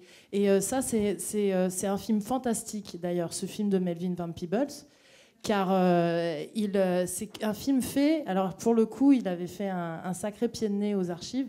C'est un film fait, et ça ne se ferait plus aujourd'hui, que de droits de citation. C'est-à-dire, il cite des films, et il y a tous les extraits de films noirs américains. Et je crois que ça s'appelle Une histoire des Noirs au cinéma, quelque chose comme ça. Voilà, Classified Disc. Il est dans la salle des collections. Et c'est un film et d'ailleurs, le producteur qui est derrière est le même producteur qui m'avait contacté pour Noir Amérique. Donc comme quoi, il y a des producteurs qui ont des idées, qui continuent. Et lui, au bout d'un moment, il a quitté les films d'ici, parce qu'il a dit ils avancent plus sur ces questions-là. On est obligé toujours d'aller dans les mêmes... on est obligé toujours de proposer les mêmes types de documentaires, les mêmes idées... Mais c'est un travail, en fait, c'est assez marrant, que j'aimerais beaucoup faire sur la France, ce travail-là. De quand est-ce que... Et il y avait eu un bouquin qui est sorti en 2009, où on parle du théâtre surtout, avec un acteur qui a joué beaucoup pour Sartre. Et Et ça avait été, mais c'était un petit bouquin, je me souviens même plus de l'édition, c'était dans un salon du livre, je l'avais trouvé, qui était très intéressant comme ça, qui recensait tous les acteurs noirs depuis le début du cinéma en France, qui était vraiment bien. C'était un petit bouquin, quoi. C'était vraiment... Non, mais c'était au sens marchand. Voilà. Pardon, il y a encore d'autres interventions. Mais vous pouvez lire notamment les livres de Anne Crémieux sur le cinéma américain, Régis Dubois qui travaille à la fois sur le cinéma américain et sur les Noirs dans le cinéma français. Il y a pas mal de références. Il y avait une question en haut ? Oui, pardon. Oui. Bonsoir. Déjà, j'étais d'accord avec ce que disait la jeune fille tout à l'heure sur le problème des stéréotypes en termes de personnages. Je pense que beaucoup de gens dans la salle ont vu Fatou la Malienne, qui a fait beaucoup de mal aux femmes noires comme moi, en tout cas. Et j'avais une question qui était, est-ce que vous n'avez pas l'impression qu'on se sert un peu des États-Unis comme d'épouvantail pour éviter de parler des problèmes qu'il y a en France, notamment du problème de représentation, parce qu'on parle beaucoup d'Oscar So White, du problème de diversité dans les films, alors qu'en France, on est totalement inexistant en termes de diffusion. Vrai. Souvent, mais c'est pas que pour le cinéma, même pour les problèmes avec la police. Souvent, ils parlent de oui, les policiers américains, ils sont comme ça, mais en France, c'est pas Jojo non plus. Donc, ouais, c'est un espèce d'épouvantail qui permet de mieux cacher nos problèmes qu'on a ici, mais ouais.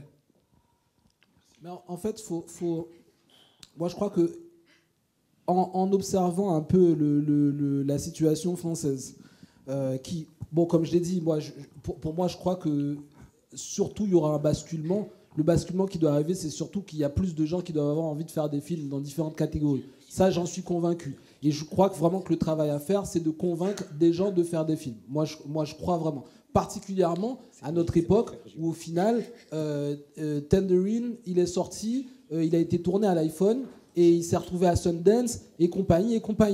Donc il faut sortir d'une certaine mécanique. Il faut sortir d'une certaine mécanique de se dire... Parce qu'en fait, c'est... Le temps du guichet, le temps du s'il vous plaît, donnez-moi ma chance, c'est fini ce temps-là en fait. Il est complètement terminé. C'est-à-dire qu'à l'heure actuelle, si j'en sais rien moi, si 10 000 Noirs en France ou si 10 000 femmes en France décident de faire un long métrage, ben en fait, il y aura 20 000 films qui vont envahir le marché et qui n'auront absolument rien à voir avec ceux qui existent. Ça, c'est un fait et c'est possible. Donc, il faut vraiment avoir ça en tête. Maintenant, moi, je crois que, pour moi, c'est possible, c'est-à-dire que personne n'a entre ses mains, à l'heure actuelle, le contrôle de ce qui se crée en termes de cinéma. Personne n'a ce contrôle-là. Pour moi, c'est maintenant une caméra 4K, voilà, les gens, pour le prix les 3/4 des gens, dans leur poche, leur téléphone leur permettrait de faire des films qui vont bien au-delà de la qualité que faisait Spike Lee à ses débuts ou Jim Jarmusch à ses débuts. Donc ça c'est factuel, hein, c'est pas moi qui suis en train de l'inventer. Maintenant, la question qu'il faut vraiment se poser, moi je trouve, c'est de se demander, en fait, quelle représentation est-ce qu'on aurait envie de voir. Ça veut dire que on a un cinéma, par exemple, français. On va se dire que ce cinéma, on le trouve... on va pouvoir dire qu'il est beaucoup trop blanc et beaucoup trop masculin par rapport à ce qu'il devrait être. En fait, moi, je crois qu'il faut vraiment pousser la question jusqu'au bout et imaginer le cinéma tel qu'on aimerait le voir. Et il ne faut pas tomber dans un piège. C'est-à-dire, il ne faut pas tomber dans un piège de créer un miroir, de créer une symétrie du système qu'on critique. Ça veut dire que si on crée la symétrie, en fait, c'est aussi bête. Ça veut dire que concrètement, à la base, en face, si on a quelqu'un et que tu dis que c'est pas intelligent de faire des recettes avec 3 ingrédients, en fait, moi, je vais pas en faire juste avec 3 autres qui l'utilisent pas. Non, moi, j'ai envie de créer cette cuisine-là complète, réelle et qui comprend absolument tout dedans et qui est surprenante. Si dans sa galaxie, pour lui, quand c'est salé, il l'utilise que pour un plat, et puis quand c'est sucré, c'est un dessert, mais c'est un manque de créativité. C'est un manque de créativité, c'est tout. Et en fait, c'est ce que je veux dire, c'est qu'il faut vraiment... C'est possible, on peut le faire, mais en fait, il faut penser directement à la prochaine étape et ne pas créer la symétrie d'un système qui, justement, est en train de se prendre les pieds dans le tapis. Pardon, on va prendre 2 dernières interventions, monsieur et après monsieur. Allez-y. Bonsoir. Donc, en fait, ce qui ressort, d'après ce que j'entends depuis tout à l'heure, je le savais déjà, c'est qu'on fait beaucoup la comparaison entre la France et les États-Unis. C'est 2 racismes structurels différents, en fait. C'est ça qui ressort. Donc, c'est pour ça qu'il y a des débats par rapport aux solutions et par rapport voilà, la manière dont on peut représenter les Noirs au cinéma. Moi, j'aimerais en fait vous poser une question, voilà, d'un point de vue personnel. Vous avez parlé un peu de votre parcours, mais vous, pour faire un film, il faut pouvoir, voilà, on a parlé de distribution, ok.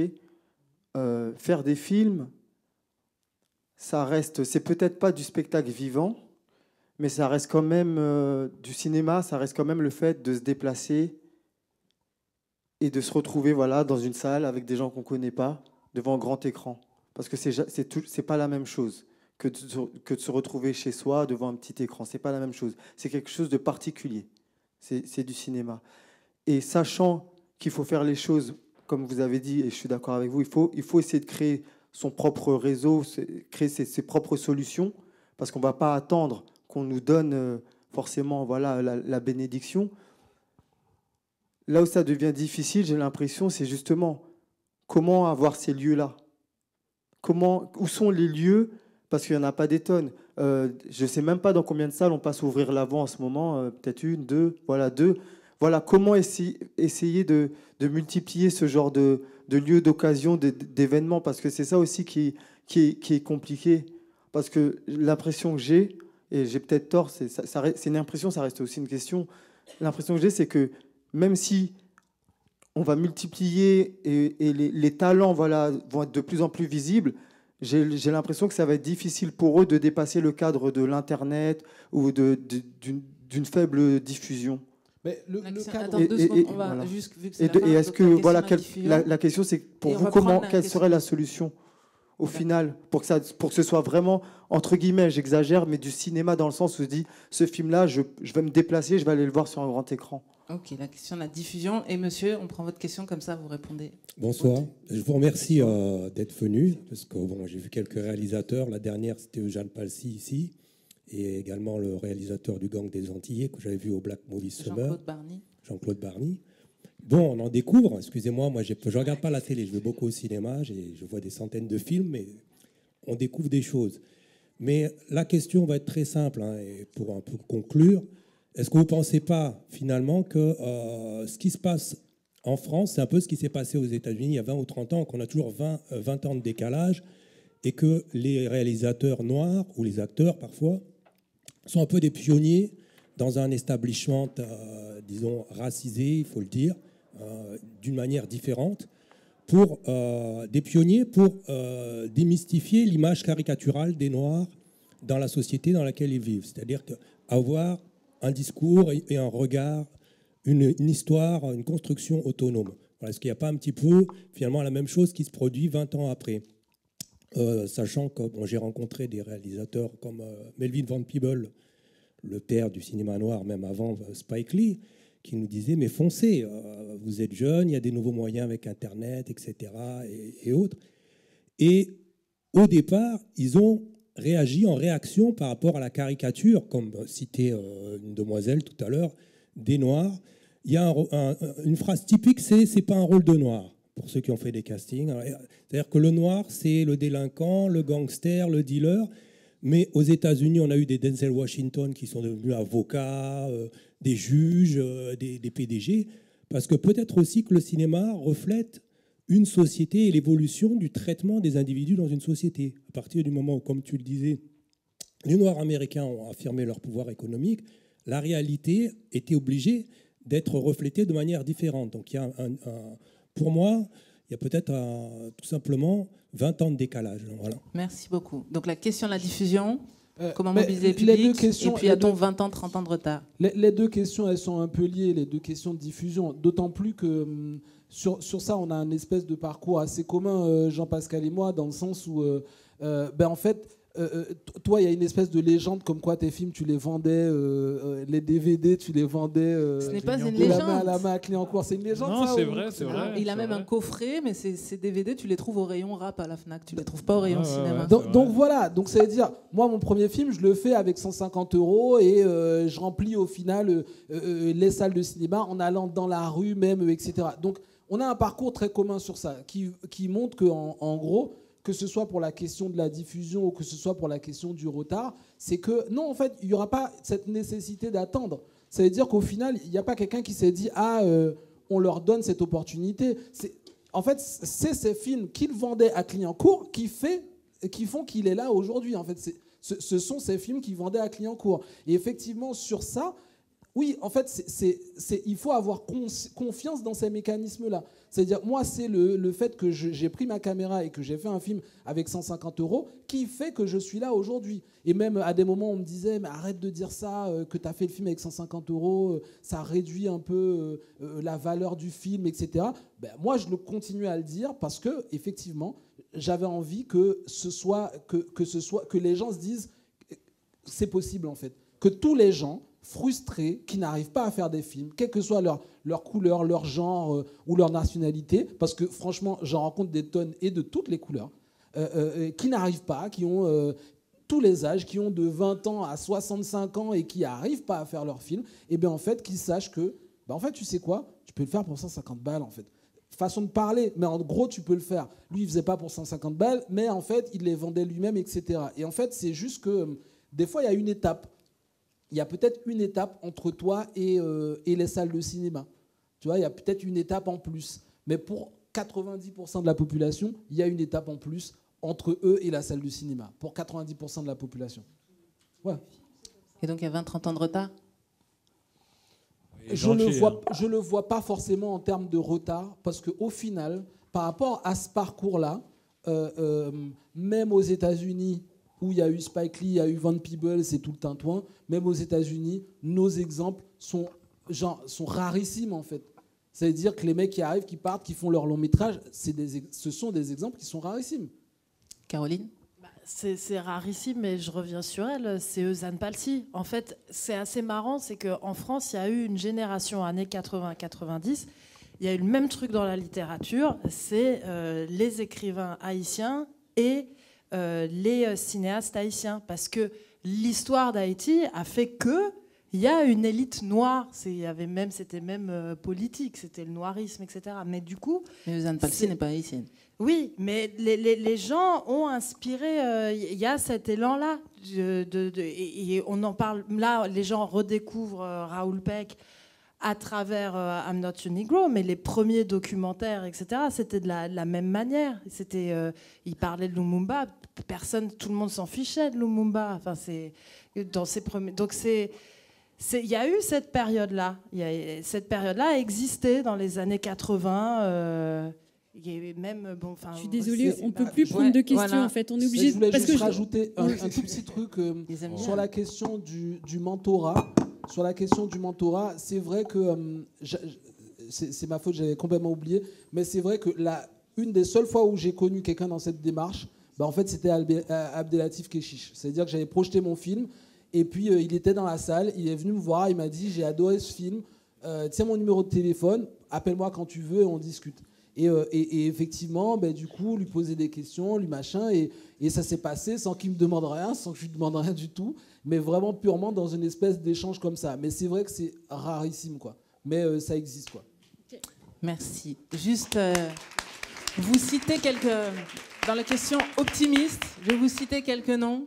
Atisomé Dessou, Alice Diop, Maïmouna Doucouré, Josa Enjambe, Steve Achipo. Il y a plein de cinéastes qui font des films. Le problème, c'est la diffusion, comme vous dites, parce qu'il y en a beaucoup actuellement qui sont au stade du court-métrage, qui sont au stade du documentaire. Vous pouvez aller fouiller sur Internet aussi. Il y en a qui diffusent directement leur web-série sur YouTube. Il y a tout ce problème de... Voilà, c'est une industrie avec des règles, avec des codes. Pardon ? Alors, vous pouvez acheter mon livre Double Vague. Non, je rigole. Mais... ouais, vas-y. Il y a Double Vague. Voilà. Non, mais c'est vrai. J'ai sorti un livre pour retracer, en fait, de 2005 à 2016, toute cette génération qui est née de la débrouille. Et il est assez humble pour ne pas le dire, mais Jean, ça a été un vrai appel d'air pour plein de cinéastes qui avaient des films dans les tiroirs et qui se disaient « Oui, tu faisais des films avant, il n'y a pas de problème, Jean-Pascal. » Mais voilà, c'est regretter feu Aïcha Belaïdi dans son festival Les Pépites du cinéma qui a permis à des cinéastes de se rencontrer, de voir des films qu'on ne voyait nulle part, qui ne sortaient pas en salle. Et c'est des réseaux comme ça, le festival, l'Urban Film Festival, Génération Court, Ciné Banlieue, c'est des plateformes comme ça où on voit ces films-là. Il y a des salles de cinéma, mais c'est aussi des choix et des problèmes de programmation, donc ça dépend des programmateurs. Le studio d'Aubervilliers dimanche soir projette un long-métrage documentaire guadeloupéen, voilà, qui ne sort pas en salle, mais qui a son petit circuit de diffusion. Donc c'est juste pour vous dire, dans les représentations, ça évolue, mais c'est juste que voilà, c'est des gens qui sont en train d'arriver, et pour l'instant, ils sont encore au court-métrage. Le long-métrage, c'est une longue étape, le processus de financement, trouver des producteurs, etc. Mais en tout cas... Et il y a le Forum des images qui passe sans pudeur ni morale maintenant. Exactement. Donc je dois prendre Jean-Pascal Zadi pour re-rentrer et je vous remercie tous. Et voir le long-métrage de Jean-Pascal Zadi. Merci beaucoup. Merci beaucoup.